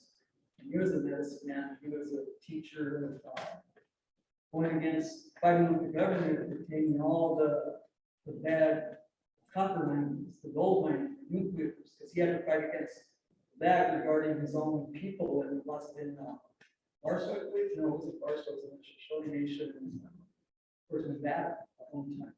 Because they were dropping a lot of nuclear waste in the lands at one time.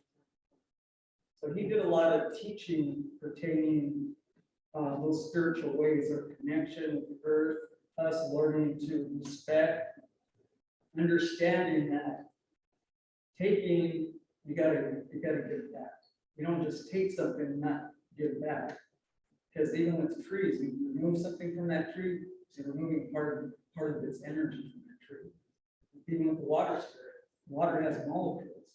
So we think at times, oh, we're drinking clean, clear water, but yeah, there's something still in that molecule of that water that's not all the way true, for the plants. So these are things like our people and their sacred ways that we've learned to kind of have that connection to process the way of connecting in prayer, of offering, and not just taking. So when we mentioned about spiritual people, that's how our people were. Many thousands of years, they're the first stewards of the land. And these things, my mother, she always tells us, she tells me, and we need to continue this. We need to continue the sacred ways of our people. Because when we connect with our ancestors, they hear us, because ancestors know language. When we're out there dancing in prayer, because dance is prayer. We dance to pray, we sing to pray, these things. Mother Earth is feeling us at the same time hearing us. Because the fact that creation feels vibration, knows us, sees us, and hears us. So those things with tribes, we've been ceremonial people for 30 plus years. We've been intertribal ceremony, we've been conducting ceremonies throughout the years, even up in Rob Hill. We're utilizing up there for the past 10 years, with our 9-day ceremonies. We light a fire and it goes out. Continue to keep that fire going. We do a fast, which is a 4-day fasting. And we do a bear ceremony. That's when we welcome the public. And those are for, like I said, spiritual healing purposes. Not just for ourselves, praying out there for the land, healing the people, the children, not just our children, but all children. So with tribes, I remember I was asked one question: what is so important? Why is ceremony so important? What is important about ceremony? What is important about tribes? First of all, we carry sacred ways of ancestors. Those ways of continuing ceremonies, continuing their way of prayers, the way of song, dance, that way of connection that they have thousands of years connecting with Mother Earth, connecting with the water spirit, connecting with the tree spirit, all these things. And that's why today I say, you know, we continue to be landless without having access to our ancestral homelands. Our sacred ways are going to still die. That's how I feel. I mean, yeah, they can't die out within ourselves, but to be able to gather together with other tribal, intertribal people, community, even bringing other, you know, others as well that ain't even of our heritage, you know, to come and you know, see that for themselves, to see what we're about, you know, to learn and to experience. And those are our sacred ways, and we need to continue to. And that's how we educate the children, the youth, even elders, you know, the importance of the environment, the four-legged wing and fin that we coexist with. You know, we continue to we never even asked them the four-legged or the fin or the wing here, you know, we never asked them. In the beginning of time, that was what was to be done, to ask and to get back. We don't do those things nowadays. We've lost those ways, many of us. And as you see these big corporations, coal mine, doing the same thing, taking and taking, and they don't give back. This is what they do with the ancestral ones. Take. What do they give back to us? They're not giving back. We're all inhaling nothing but sick air, water. Yeah, you know, everything seems all clean, but no, it's not clean. It's like Pope Corbin had said, you know, one day water, and that's where we are to that point. One day water is going to look like water, but it's not the same. And we're at that point where they actually turn water, the wastewater drinking that was used for irrigation purposes, now it's turned for drinking water. So, you know, what Uncle Corbin had said about that, it's true. You know, it's coming to be true. You know, everything, all these corporations and everything that's going on. So, you know, they could fool and make promises, but that's why we continue to need to be utilizing our ancestral homelands. Continue to teach the children, you know, the youth, the elders, the next generation, you know, what's to come. Because, you know, I always shared it and said before, we're only here for so many seasons.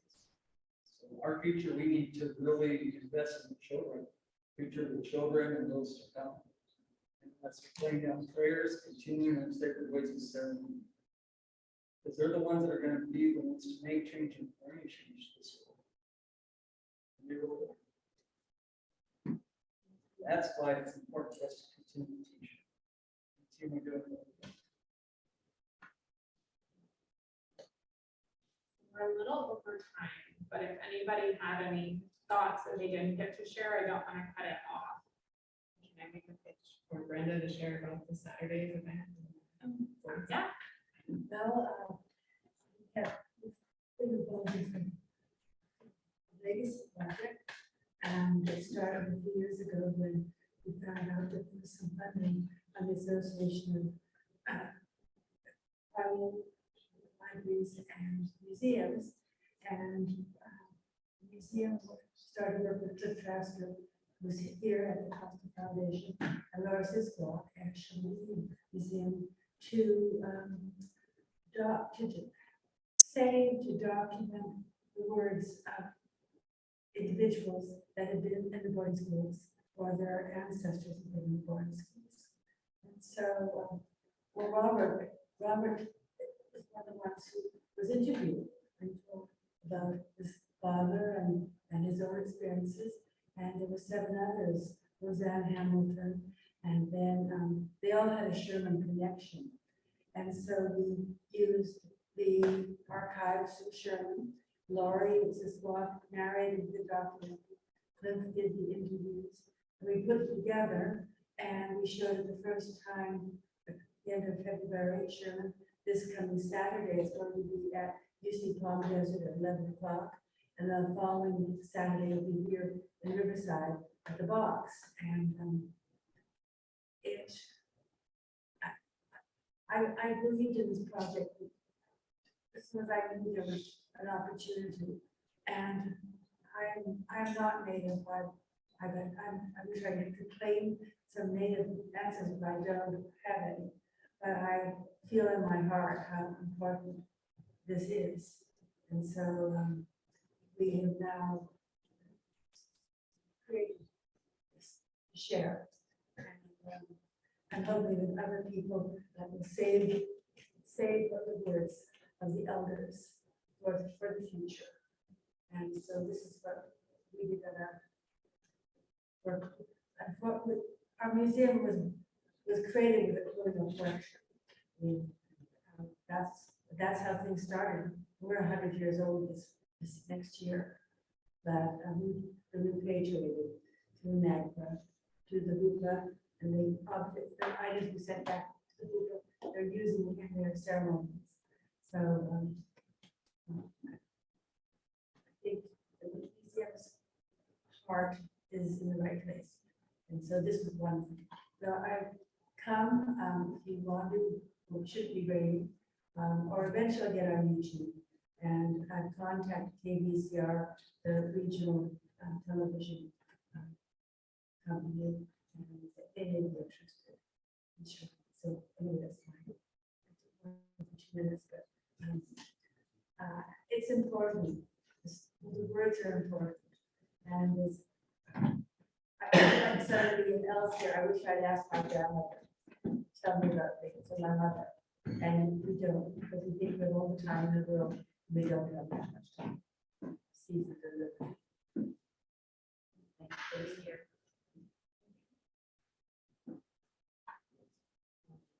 Yeah, I have a question about museums.